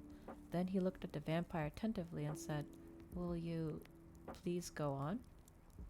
The vampire turned with folded arms and leaned against the window. Why? He asked. The boy was at a loss. Because I want to hear it. He shrugged. Because I want to know what happened. All right, said the vampire, with the same smile playing on his lips. And he went back to the chair and sat opposite of the boy and turned to the recorder just a little and said, Marvelous contraption, really. So let me go on. You must understand that what I felt for Babette now was a desire for communication stronger than any other desire I ever felt, except for the physical desire for blood. It was so strong in me, this desire, that it made me feel the depth of my capacity for loneliness. When I'd spoken to her before, there had been this brief but direct communication, which was simple and as satisfying as taking a person's hand, clasping it, letting it go gently. All of this in the moment of great need and distress. But now, we were at odds. To Babette, I was a monster, and I fought horribly to myself that what would have done anything to overcome her feeling. I told her the counsel I'd given her was right, that no instrument of devil could do right even if it chose. I know, she answered, but by this she meant that she could no more trust me than the devil himself. I approached her and she moved back. I raised my hand and she shrank, clutching for the railing. All right then, I said, feeling a terrible exasperation. Why did you protect me last night? Why have you come to me all alone? What I saw in her face was cunning. She had a reason, but she was by no means to reveal it to me. It was impossible for her to speak to me freely, openly, to give me communication. I desired it. I felt weary looking at her. The night was almost late, and I could see and hear Lestat had stolen into the wine cellar and taken our caskets, and I had need to get away, and other needs as well, the need to kill and drink. But it wasn't that which made me weary. It was something else, something far worse. It was as if this night were only one of thousands of nights, world without end, night curving into the night, making a great arching line of which I couldn't see the end. A night in which I roamed alone under the cold, mindless stars. I think I turned away from her and put my hands to my eyes. I felt oppressed and weak suddenly. I think I was making some sound without my will.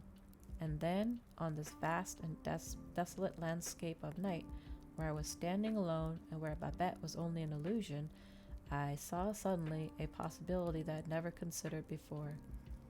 A possibility from which I'd fled, wrapped as within the world, fallen into a sense of vampire, in love with the color, the shape and sound and singing and softness of the infinite variation. Babette was moving, but I took no note of it. She was taking something from her pocket. Her great ring of household keys jingled there. She moved up the steps, and let her go away, I was thinking. Creature of the devil, she whispered. Get thee behind me, Satan. I repeated, and I turned to look at her now. She was frozen on the steps, which was wide, and her eyes were wide. She'd reached to the lantern which hung on the wall, and she held it to her hands, just staring at me, holding it tight like a valuable purse. You think I come from the devil? I asked her. She quickly moved and let her fingers around the hook of the lantern, and with her right hand made the sign of the cross, the Latin words barely audible to me. And her face blanched, her eyebrows rose, then were absolutely no change because of it. Did you expect me to go up and in a puff of smoke? I asked her. I drew closer to her now, for I had gained detachment from her by the virtue of my thoughts. And where would I go? I asked her.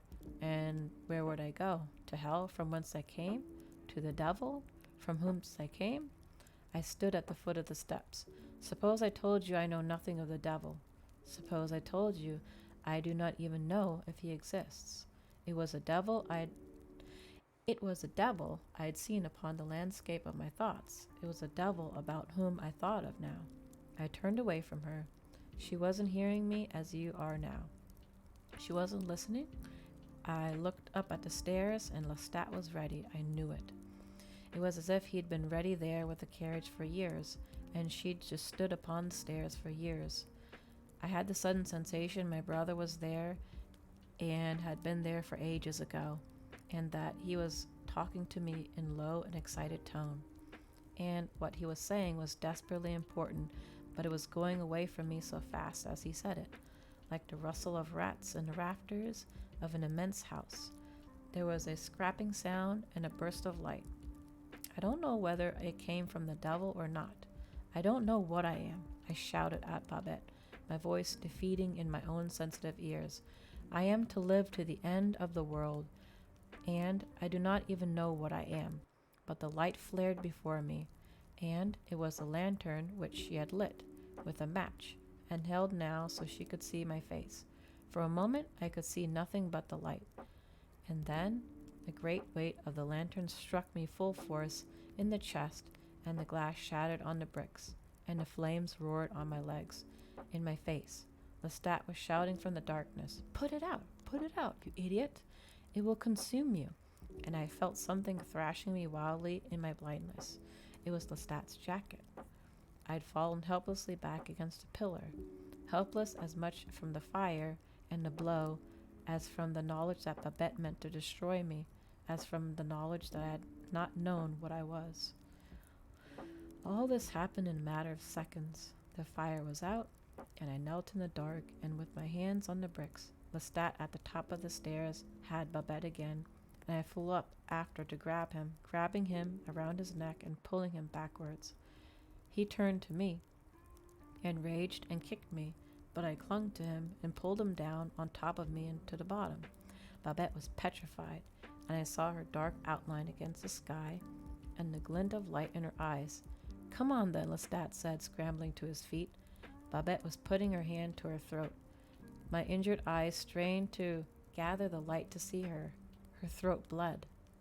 Remember, I said to her, I might have killed you, or let him kill you. I did not. You called me the devil. You are wrong. Then you'd stop Lestat just in time, said the boy. Yes, Lestat could kill and drink like a bolt of lightning, but I had saved only Babette's physical life. I was not to know until later. In an hour and a half, Lestat and I were in New Orleans. The horses nearly dead from exhaustion, The carriage parked on a side street of the block of the new Spanish hotel. Lestat had an old man by his arm and was putting $50 into his hand. Get us a suite, he directed him, and order some champagne. Say it is for two gentlemen and pay it in advance. And when you come back, I'll have another 50 for you. And I'll be watching for you, I wager. His gleaming eyes held the man in thrall. I knew he'd kill him as soon as he returned with the hotel room keys, and he did.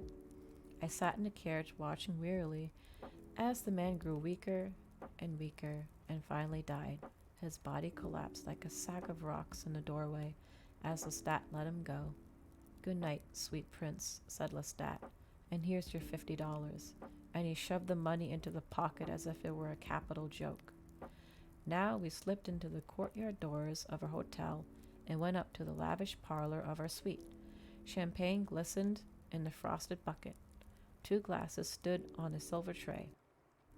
I knew Lestat would fill one glass and sit there staring at the pale yellow color, and I, a man in a trance, lay on the set, staring at him as if nothing he did could matter.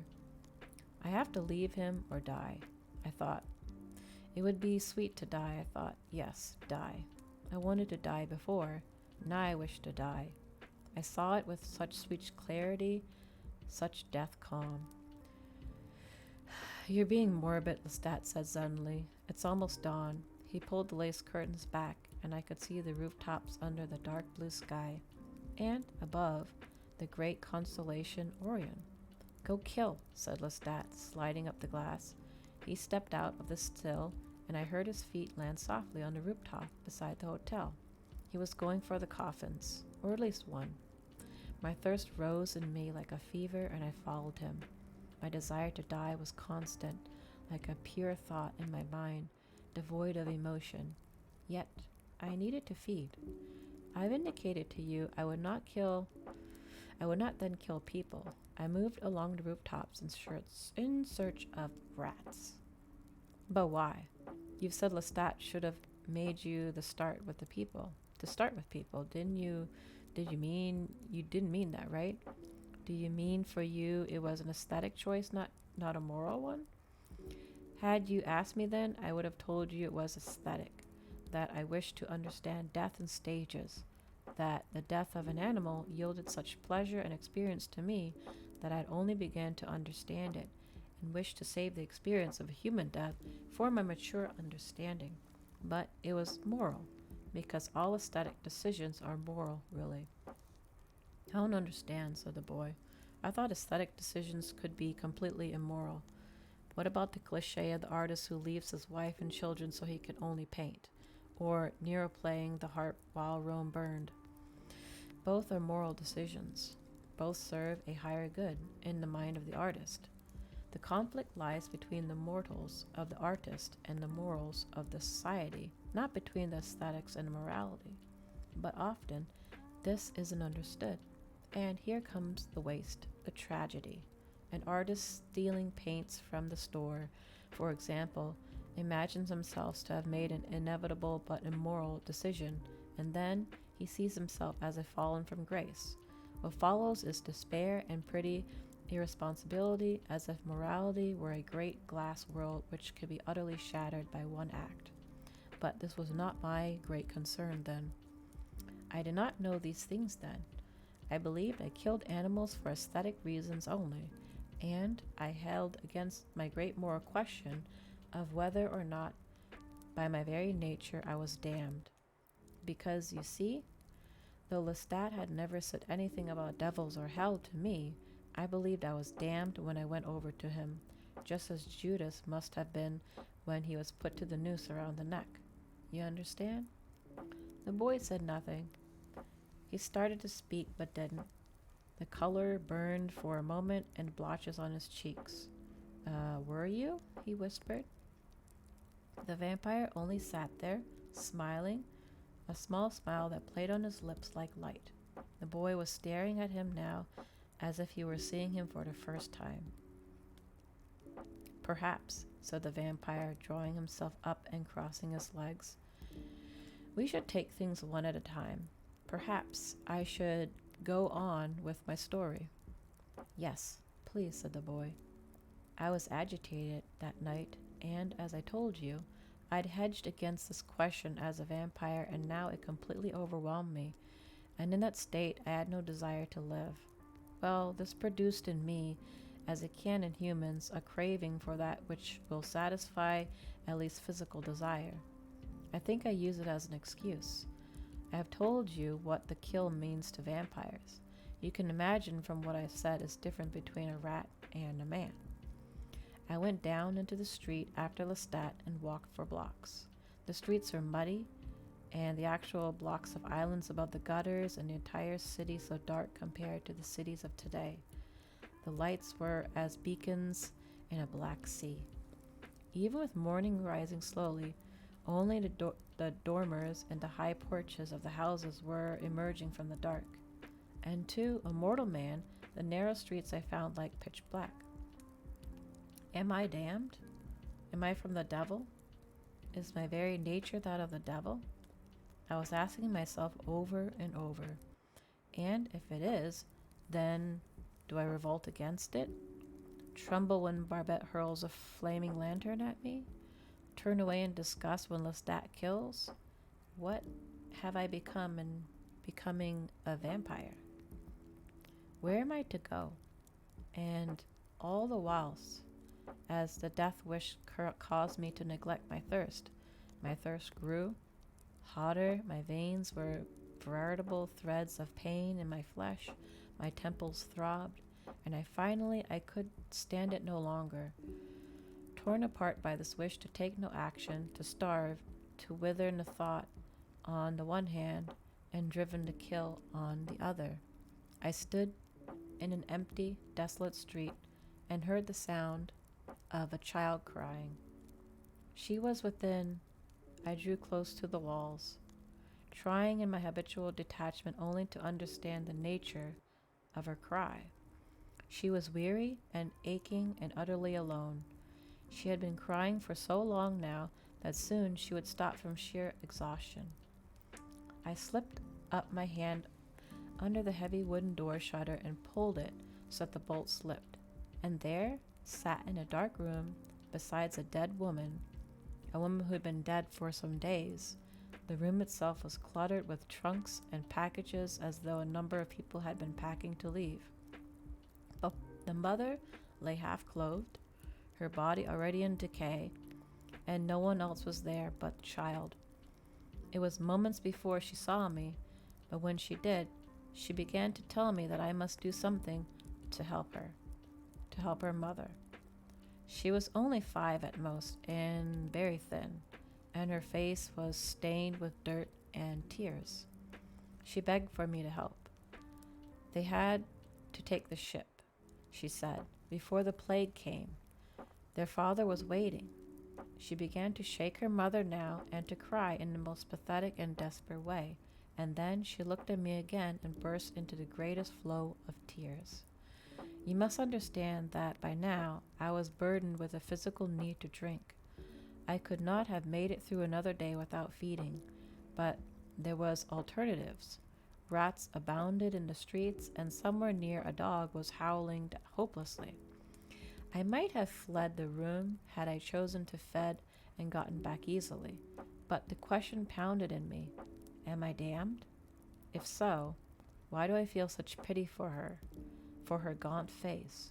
Why do I wish to touch her tiny, soft arms, hold her now to my knee as if I'm doing, feel her bend her head to my chest as I gently touch the satin hair?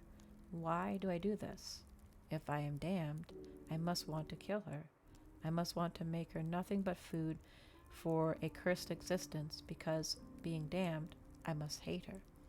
But when I thought this, I saw Babette's face contorted with hatred, and when she had held her lantern waiting in the light, and I saw Lestat in my mind, and I hated him, and I felt, yes, damned, and this is hell, and in that instant I had bent down and driven hard into her soft, small neck, and hearing her tiny cry, whispered even as I felt the hot blood on my lips, "It's only for a moment, and there'll be no more pain."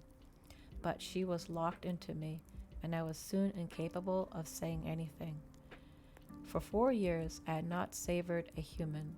For 4 years, I hadn't really known, and now I heard her heart in that terrible rhythm, and such a heart, not the heart of a man or an animal, but the rapid, tenacious heart of a child, beating harder and harder, refusing to die, beating like a tiny fist beating at the door, crying, I will not die, I will not die, I cannot die, I cannot die. I think I rose to my feet, still locked to her, the heart pulling my heart faster with hope, with no hope to cease, the rich blood rushing too fast for me, the room reeling, and then, despite myself, I was staring over her bent head, her open mouth, down through the gloom at her mother's face, and through the half-masked lids her eyes gleamed at me as if they were alive. I threw down the child. She lay like a jointless doll, and, turning in blind horror of the mother to flee, I saw the window filled with a familiar face. It was Lestat, who backed away from now, laughing. His body bent as he danced into the mud street.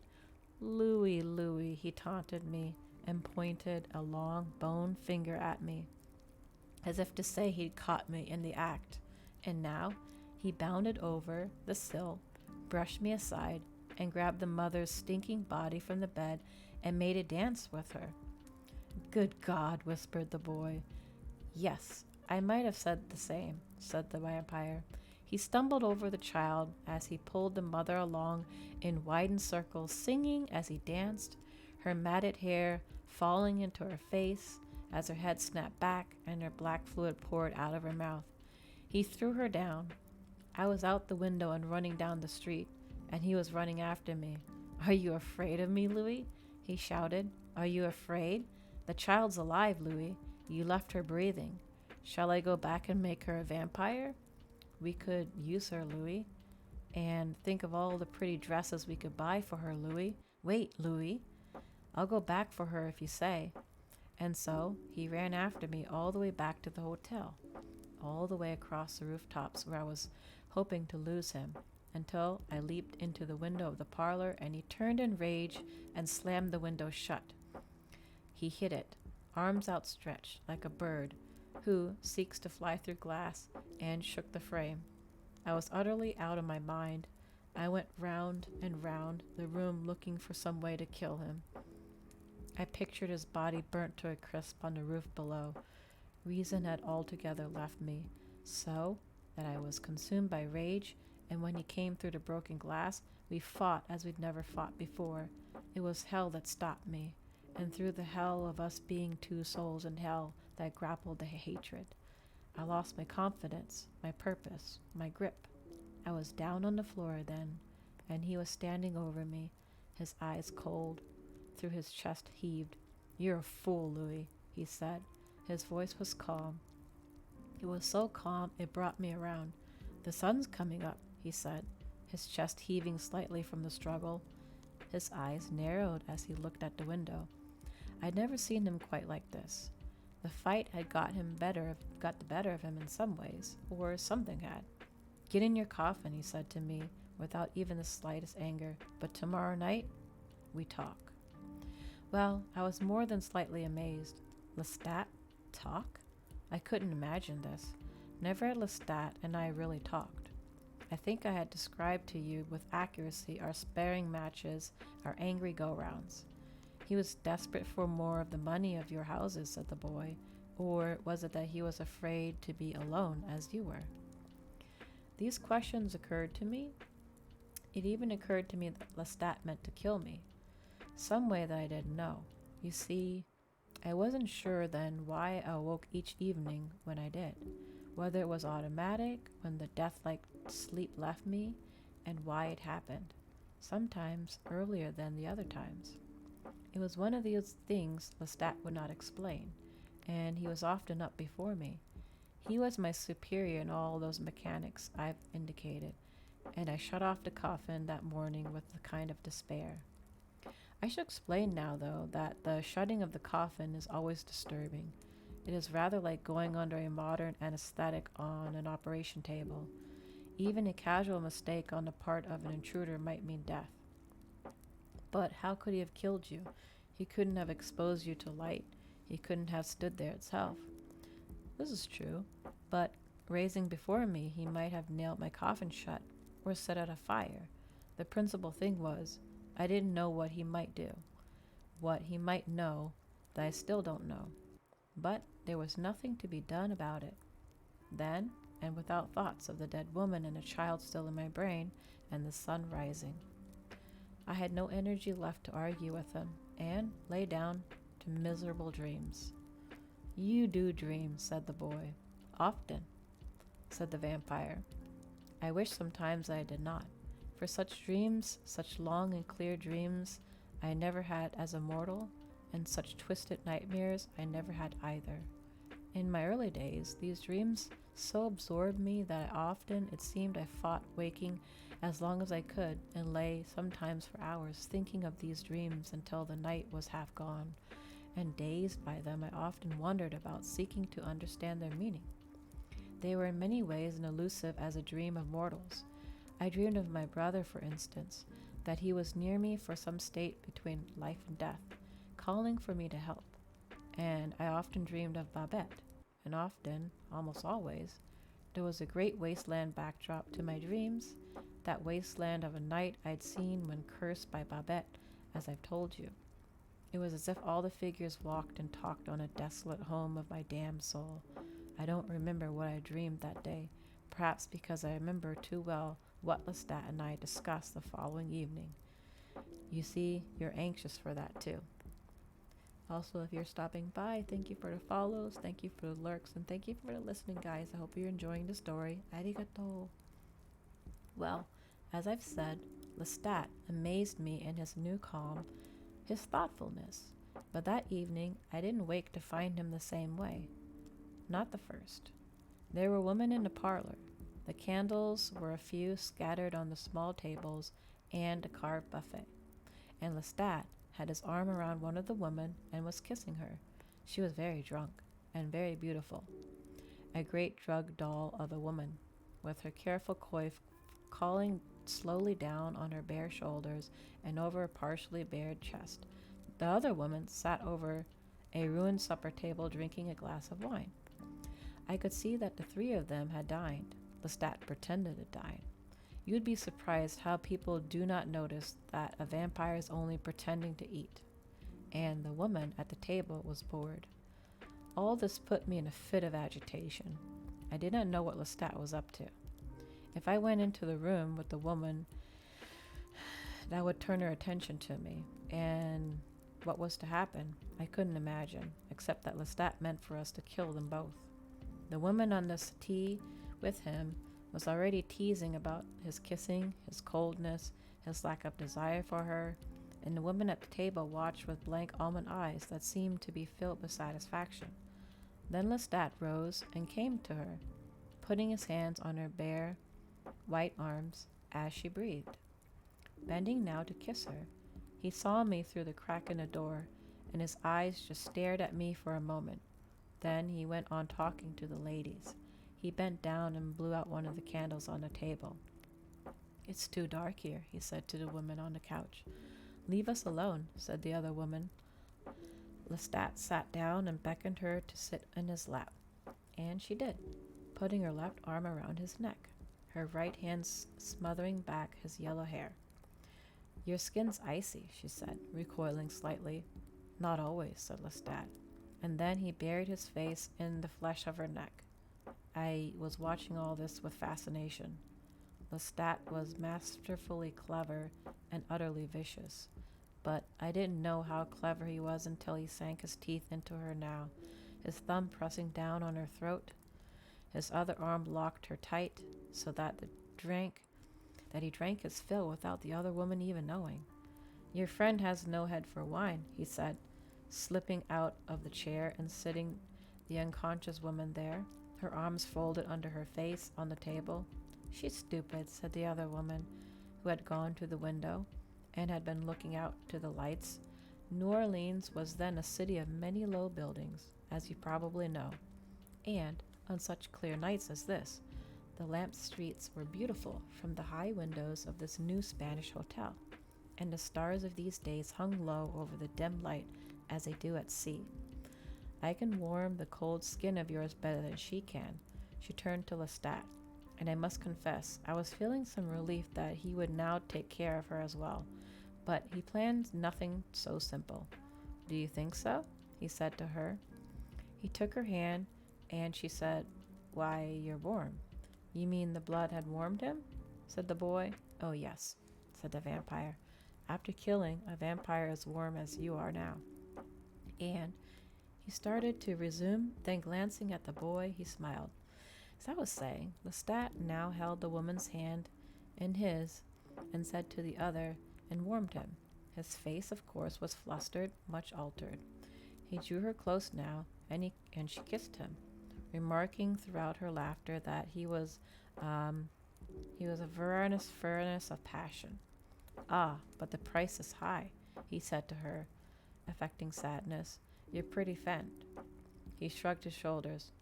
I exhausted her, and he stood back as if inviting the woman to walk to the table, and she did, a look of superiority on her small features.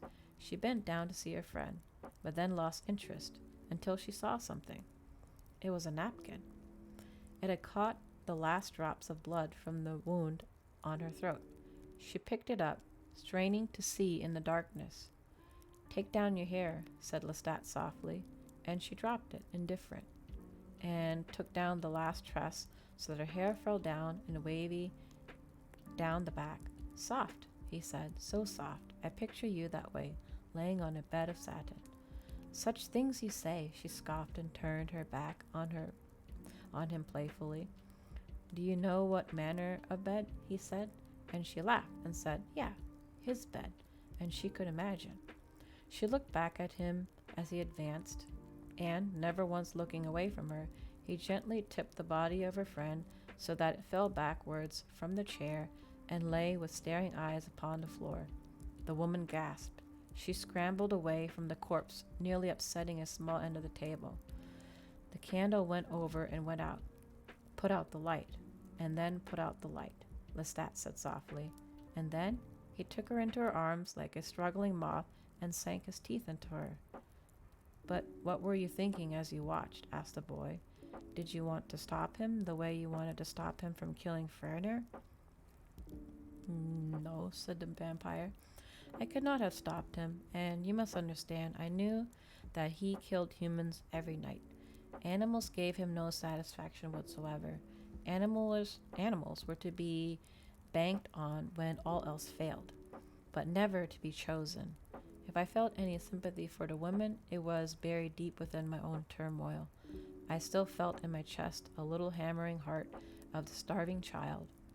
I still burned with the question of my own divided nature.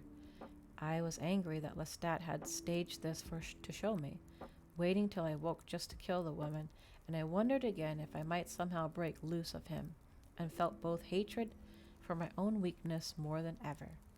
Meantime, he propped their lovely corpses at the table and went about the room, lighting all the candles until it blazed as if a wedding. Come in, Louis, he said. I would have arranged an escort for you, but I know what a man you are about choosing your own things.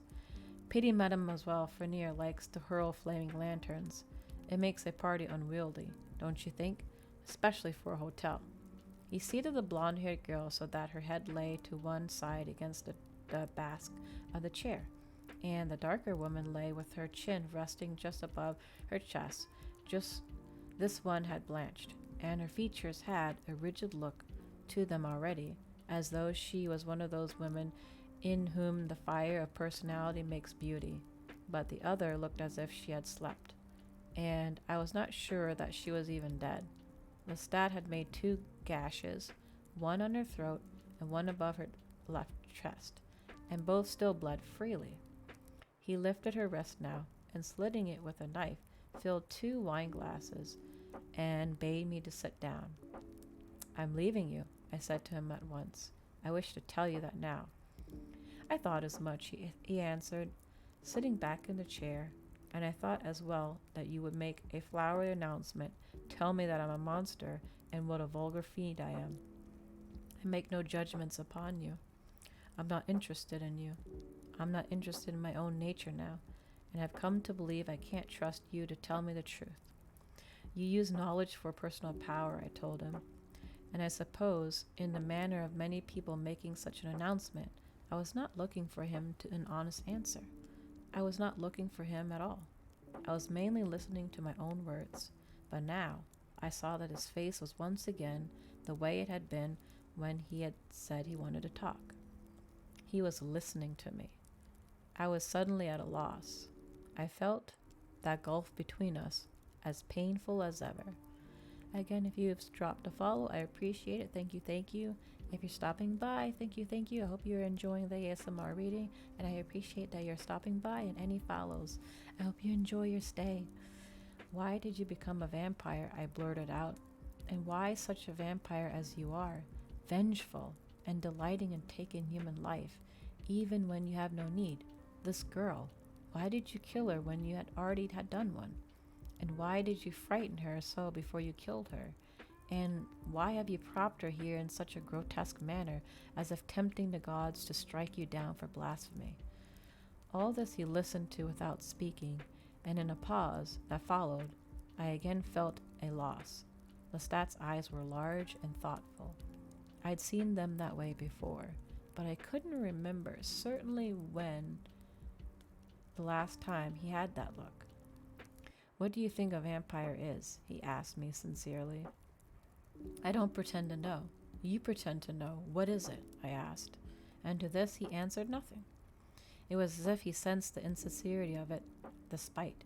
He just sat there, looking at me with the same still expression. Then I said, I know that after leaving you I shall try to find out. I'll travel the world, if I have to find other vampires. I know they must exist. I don't know of any reason why they shouldn't exist in this great numbers. And I'm confident I shall find vampires who have been more common with me than I with you. Vampires who understand knowledge, as I do, and have used their superior vampire nature to learn the secrets of which you don't even dream. If you haven't told me everything, I shall find things out for myself, from one of them, when I find them. He shook his head. Louis, he said, you are in love with your mortal nature. You chase after the phantoms of your former self. Frenier, his sister, these are all images for you, of what you were and what you still long to be. And in your romance with mortal life, you're dead to your vampire nature. I objected to this at once. My vampire nature has been for me the greatest adventure of my life. All that went before it was confused, clouded.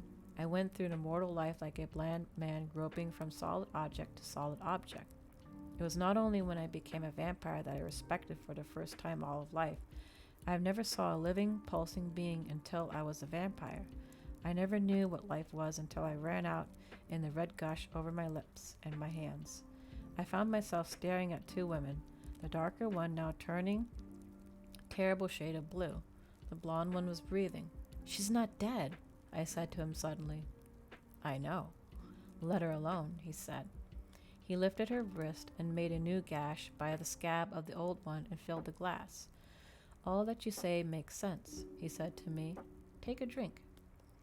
You're an intellect, but I've never been. What I've learned from listening to men talk, not from books. I never went to school for long, but I'm not stupid, and you must listen to me because you're in danger. You do not know your vampire nature. You're like an adult who, looking back on his childhood, realizes that he never appreciated it. You cannot, as a man, go back to the nursery and play with your toys, asking for the love and care to be shown on you again simply because now you know their truth. So it is with you in immortal nature. You've given it up. You no longer look through this darkly glass, but you cannot pass back to the world of human warmth with your new eyes. I know that all too well, I said, but what is it that is of our nature? If I can live from blood and animals, why should I not live from the blood of animals rather than go through the world bringing misery and death to human creatures? Does it bring you happiness? He asked. Do you wander through the night feeding on rats like a pauper, and then at the moon of Babette's window, filled with care yet helpless at the goddess who came by the night to watch Endymion sleep and could not have him? And suppose you could hold her in your arms, and she could look on you without horror or disgust, then what? A few short years to watch her suffer every prick of mortality and then die before your eyes? Does this give happiness? This is insanity, Louis. This is vain. And what truly lies before you is vampire nature, which is killing. For I guarantee you that if you walk the streets tonight and strike down a woman as rich and beautiful as Babette and suck her blood until she drops at her feet, you will have no longer left a hunger for Babette's profile in your candlelight, and in the candlelight of listening by the window for her sounds of her voice. You will be filled, Louis, as if you were meant to be, with all that life that you can't hold, and you will have hunger from what's come from the same, and the same hunger, and the same hunger.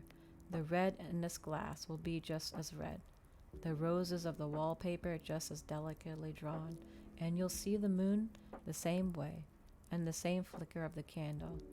And with that sense of sensibility that you will cherish, you will see death as it is in its beauty, life as it is only now on the very point of death. Don't you understand that, Louis? You alone of all creatures can see death that way with impunity. You alone, under the rising moon, can strike like the hand of God. He sat back now and drained the glass, and his eyes moved over to the unconscious woman. Her chest heaved as her eyebrows knit as she was coming around. A moan escaped her lips. He had never spoken such words to me before, and I had not thought of him as being capable of it. Vampires are killers, he said now, predators, whose all-seeing eyes are meant to give them detachment, the ability to see human life in its entirety, not with mawkish sorrow, but with a thrilling satisfaction in being the end of life and having a hand in your divine plan. That is how you see it, I protested. The girl moaned again. Her face was very white, her head rolled back to the back of the chair. This is the way it is, he answered. You talk of finding other vampires. Vampires are killers. They don't want you and your sensibility. They'll see you coming long before you see them, and they'll see your flaw, and they'll be disgusted of you. They'll seek to kill you. They'd seek to kill you, for even if you were like me, because they are lone predators, and seek for companionship no more than cats in the jungle. They're jealous of their secret and their territory, and if you find one or more of them together, it will be to satisfy only and one thing, to be the slave of one another, the way you are to me. I am not your slave, I said to him, but even as he spoke, I realized I'd been his slave all along. That's how vampires increase, through slavery? How else? He asked. He took the girl's wrist again, and she cried out as the knife cut. She opened her eyes slowly as he held her wrist over the glass. She blinked and strained to keep them open. It was as if the veil covered her eyes. You're tired, aren't you? He asked her. She gazed at him as if she couldn't really see him. Tired, he said now. She leaned close and stared into her eyes. You want to sleep? Yes, she moaned softly, and he picked her up and took her into the bedroom. Our coffins rested on the carpet against the wall. There was a velvet-draped bed. Lestat did not put her on the bed. He lowered her slowly into his coffin. What are you doing? I asked him, coming to the door still. The girl was looking around like a terrified child. No, she was moaning, and then he closed the lid. She was screaming. She continued to scream within the coffin. Why do you do this, Lestat? I asked. I like to do it, he said. I enjoy it. He looked at me. I don't say that you have to enjoy it. Take your aesthetic taste to purer things. Kill them swiftly, if you will, but do it. Learn that you're a killer. Ah, he threw up his hands in disgust. The girl had stopped screaming. Now, he drew up a little curved-legged chair beside the coffin, crossing his legs. He looked at the coffin lid. His was black coffined, and now, not a pure rectangular box as they were now, but tapered at both ends and the widest where the corpse might lay his head upon its chest. It suggested the human form. It opened, and the girl sat up, astonished, wide-eyed, her lips blue and trembling. "Lie down, love," he said to her, and pushed her back. As she lay, nearly hysterical, staring up, "You're dead, love," he said to her, and she screamed and turned desperately in the coffin like a fish, as if her body could escape through the sides, through the bottom. "It's a coffin! It's a coffin!" she cried. "Let me out!" "But we all must lie in coffins eventually," he said to her. "Lie still, love. This is your coffin. Most of us never get to know what it feels like." "You know what it feels like now," he said to her. I couldn't tell whether she was listening or not, or just going wild. But she saw me in the doorway, and then she lay still, looking at Lestat and then at me. "Help me," she said to me. Lestat looked at me. "I expect you to feel these things instinctively, as I did," he said. "When I gave you the first kill, I thought you would hunger for the next, and then the next, that you would go up to each human life as if it was a full cup, the way I did, but you didn't.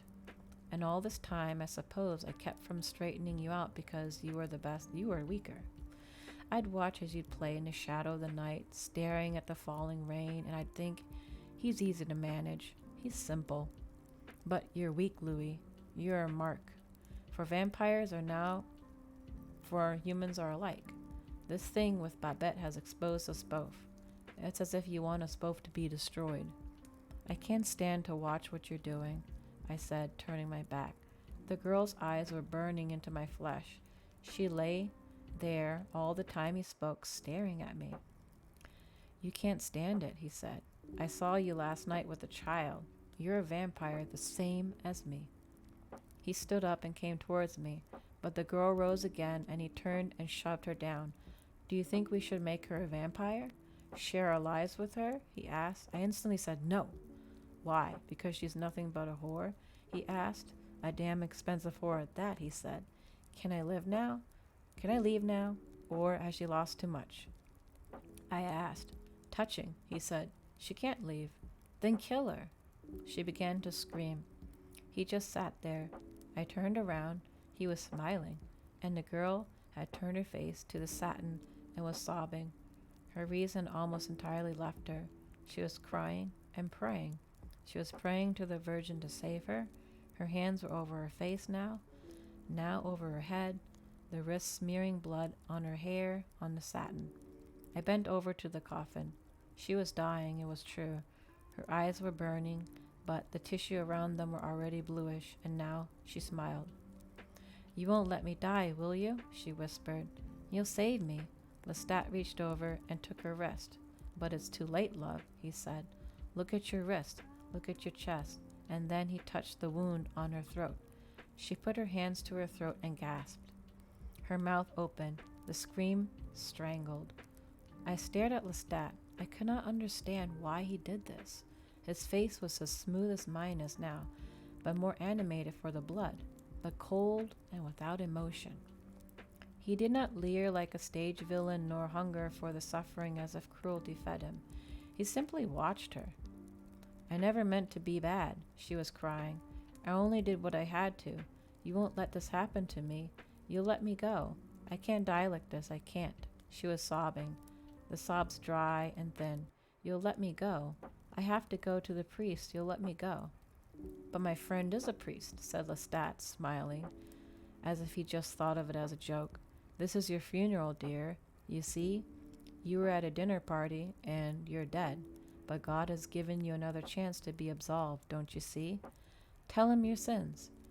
She shook her head at first, and then she looked at me with those pleading eyes. "Is it true?" she whispered. "Oh, well," said Lestat, "I suppose you're not too contrite, dear. I shall have to shut the lid." "Stop this, Lestat!" I shouted at him. The girl was screaming again, and I could not stand the sight of it any longer. I bent down to her. and took her hand. I can't remember my sins, she said, just as I was looking at her wrist, resolved to kill her. You mustn't try. Tell God only that you are sorry, I said, and then you'll die, and it will be over. She lay back, her eyes shut. I sank my teeth into her wrist and began to suck her dry. She stirred once as if dreaming and said a name, and then I felt her heartbeat reach that hypnotic slowness. I drew back from her, dizzy, confused for the moment, my hand reaching for the door frame.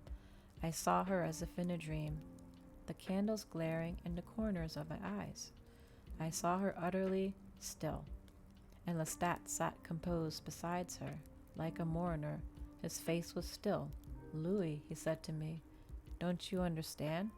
Peace will only come to you when you can do this every night of your own life. There is nothing else. But this is everything. His voice was almost tender as he spoke, and he rose and put both of his hands on my shoulders. I walked into the parlor, shying away from his touch, but not resolute enough to push him off. Come with me, out into the streets. It's late. You haven't drunk enough. Let me show you that you are. Really, forgive me if I had bungled it up too much in my nature. Come on. I can't bear it, Lestat, I said to him. You chose your companion badly. But, Louis, he said, you haven't tried. The vampire stopped, and he was studying the boy, and the boy, astonished, said nothing. Okay. I think we're going to call the story reading here. I'm going to write down that we stopped on page 156. No, 153. 153. Let me go back to just chatting. Blah. I might wake up some people. Blah. Blah. Yes, we went from page, I think we're on page 68, and we went to page 153. I hope you guys enjoyed the ASMR reading. This is my favorite book, so I've actually enjoyed reading this. It's been a while since I went back and reread Interview with the Vampire. I know it's I don't know if it's a comfy read, but I feel like it fits the tone. I'm a vampire and I'm reading a vampire story. So I hope that you guys enjoyed the reading. I got the alerts to stop sounding, so hopefully this was a better ASMR experience for those of you that were here the first time and we messed it up completely. So I hope you enjoyed it. I hope it was relaxing. I hope you enjoyed the story. I said it's one of my favorite books. I enjoy reading this book. I enjoy the movie. But of course, if it's not your cup of tea, you can always let me know. And I take suggestions for other books as well. It was comfy? Okay, good. I never know because Anne Rice is, what do you call it? You know, it's... Cheer 105. Oh. What? Why did it say cheer? I thought I turned them off. But thank you for the cheer. I thought I turned all the stuff off. Oh no. Well, thank you, Vesper. That just tells me next time I need to work on turning off cheers. Well, at least the raids and the follows stop. I'll be happy with that. We're at least 90% ASMR. Well, I'm proud that we at least got it working a lot better than last time. But yeah, hope you guys enjoyed it. It's obviously it's a bit dark. It's a very dark story. It's not the happiest of stories, but I think if you're just listening just to relax or to fall asleep, I try to read it in a way where because there's supposed to be a lot of like emotion and action. I try to read it calmly so that if you're trying to fall asleep, you can still fall asleep even though some mess up stuff is happening in the story. I saw that. I did see that, Vesper. I did see that. You didn't have to do that. Yeah, I don't know why it didn't say anything. And then it did. So that means I need to write you down for 605. Okay. Okay. Because let me go back here.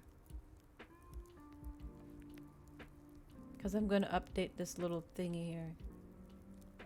Properties. Yes. Okay, what? No, poor sons. I have to get rid of his name here. Let me go to here. Okay. We're just gonna call you Best because it's easier. I have to keep track because we have our 1K push. So Vesper, for some reason you're at the top of the subs and the bits. So that means I might be owing you stuff once we get to our 1K celebration. But thank you. You didn't need to give any bits. I genuinely wanted to do ASMR again, but I was scared I couldn't get the alerts to stop. But I got to work, so honestly, that's a success in my book. You're gonna no, don't. I already told you guys to stop. I'm not okay with that, guys. I'm not okay with it at all. And I will. You know what I'll do? I'll just get you right back. So if you do it, I'm gonna get you right back. Yamete kudasai ne. Hoshitaku nai. Nani mo hoshitaku nai. Okay? I want it to be spread out with different peoples. But thank you. You refused? Well, then I refuse. You're lucky my bank card got denied. And I probably won't have it by the first. I'll find a way around. I'll find a way around just to get you back. Chiva, stop. Okay, I'm gonna yell at you guys later. I'm gonna yell at you guys later because I already told you guys stop. Not a deal. I will get rid of it. I've already said.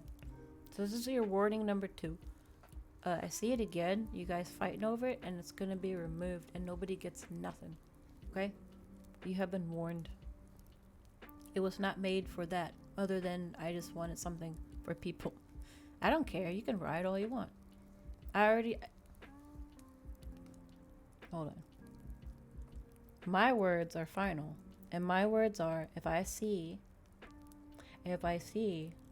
this rivalry over trying to get number 1 again, particularly between you two, I will remove it and it will not exist. And it will be for nothing. So you have been warned. Ijodes. You are. You're basically bragging. You're bragging and you are flexing, and I don't like it. So stop it. Okay? It's supposed to be a cozy stream. I appreciate the supports, but I also don't like people trying to go above and beyond. If you don't, I don't. Then do it in secret, okay? Just stop, and you shouldn't even be doing it anyways, okay? I would genuinely like it to be spread out with different people rather than to be just separate people doing it anyways. Because that means I failed and I'm just like being supported by just 2 people. No. I don't accept it. And you derailed me from what I was talking about. Anyways. I've given my warning. Do it again and it disappears. Or you're banned from you're banned from my list. No flexing with each other in my chats over it. Okay? Okay. Anyways. Turn this off. There we go. Yeah. Well, I think we did. I don't know what happened as far as did stuff happen while I was reading? Because I really didn't catch much, like follows and things like that. I hope I didn't miss any raids. If I did, I'm sorry. It's really hard to have a screen up and you're reading and you're trying to focus on reading and not tripping over your words, which I did. and look at chat, because the moment you look at chat, you're messed up. Oh no. Okay, I'm gonna have to say thank you to Raito. I was so absorbed in my reading. Thank you. Okay, thank you. All right, just some follows and okay. I'll make sure to properly say thank you. Okay, so tomorrow will be, well, tomorrow's Halloween, but I didn't really come up with anything specific for Halloween, so we're just gonna play some more Resident Evil, and hopefully, I don't know how long the campaign is, so maybe we'll beat it, I don't know, but that's what we're doing tomorrow. And then a certain somebody is debuting the next day, right? But yes, this person.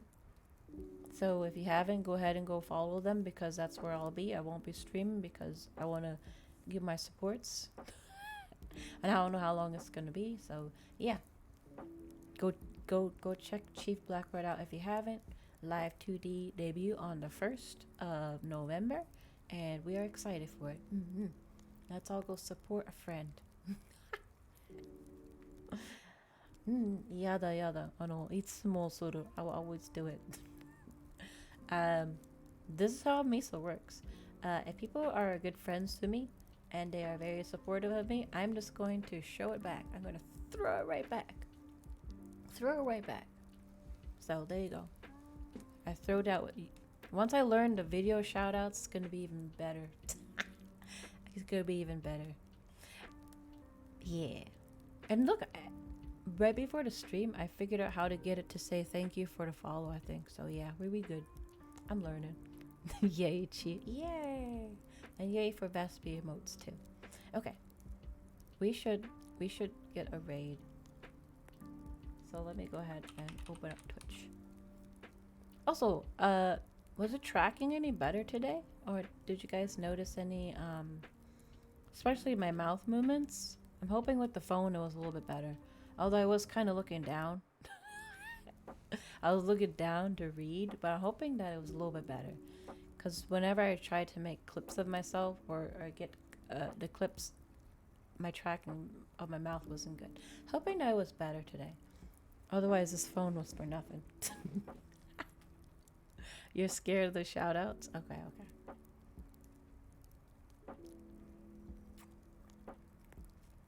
I didn't drink the whole time. I was so into reading. Okay. I will, I guess I go back to my VOD and look. But hopefully it's better. I got the phone halfway for that too. Oh, whoa. Thanks, Switch, for not muting. I'll go back because I was hoping the phone, because it say that the selfie camera is better, that the tracking is better on my mouth. Because my mouth has always been the issue with tracking for some reason. But hopefully it's better. I mean, I'm looking at myself right now and it looks a little bit better, so hopefully. Minus molding, yeah. Okay. Ooh. Okay.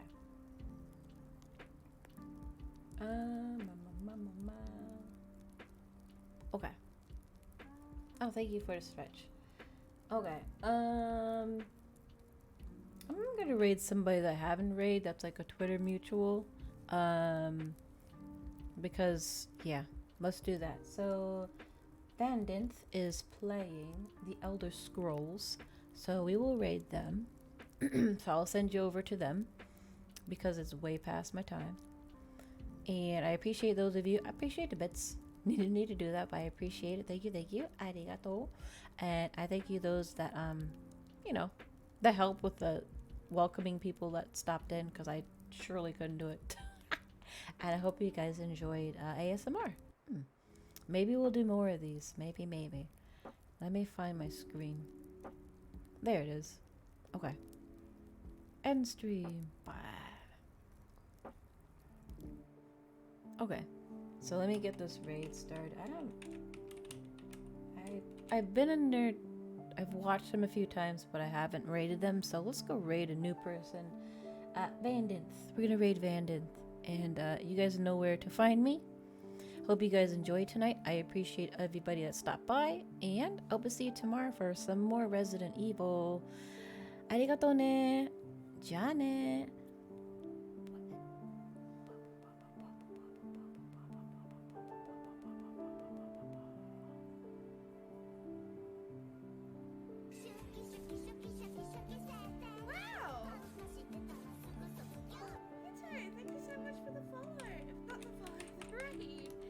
How are you doing?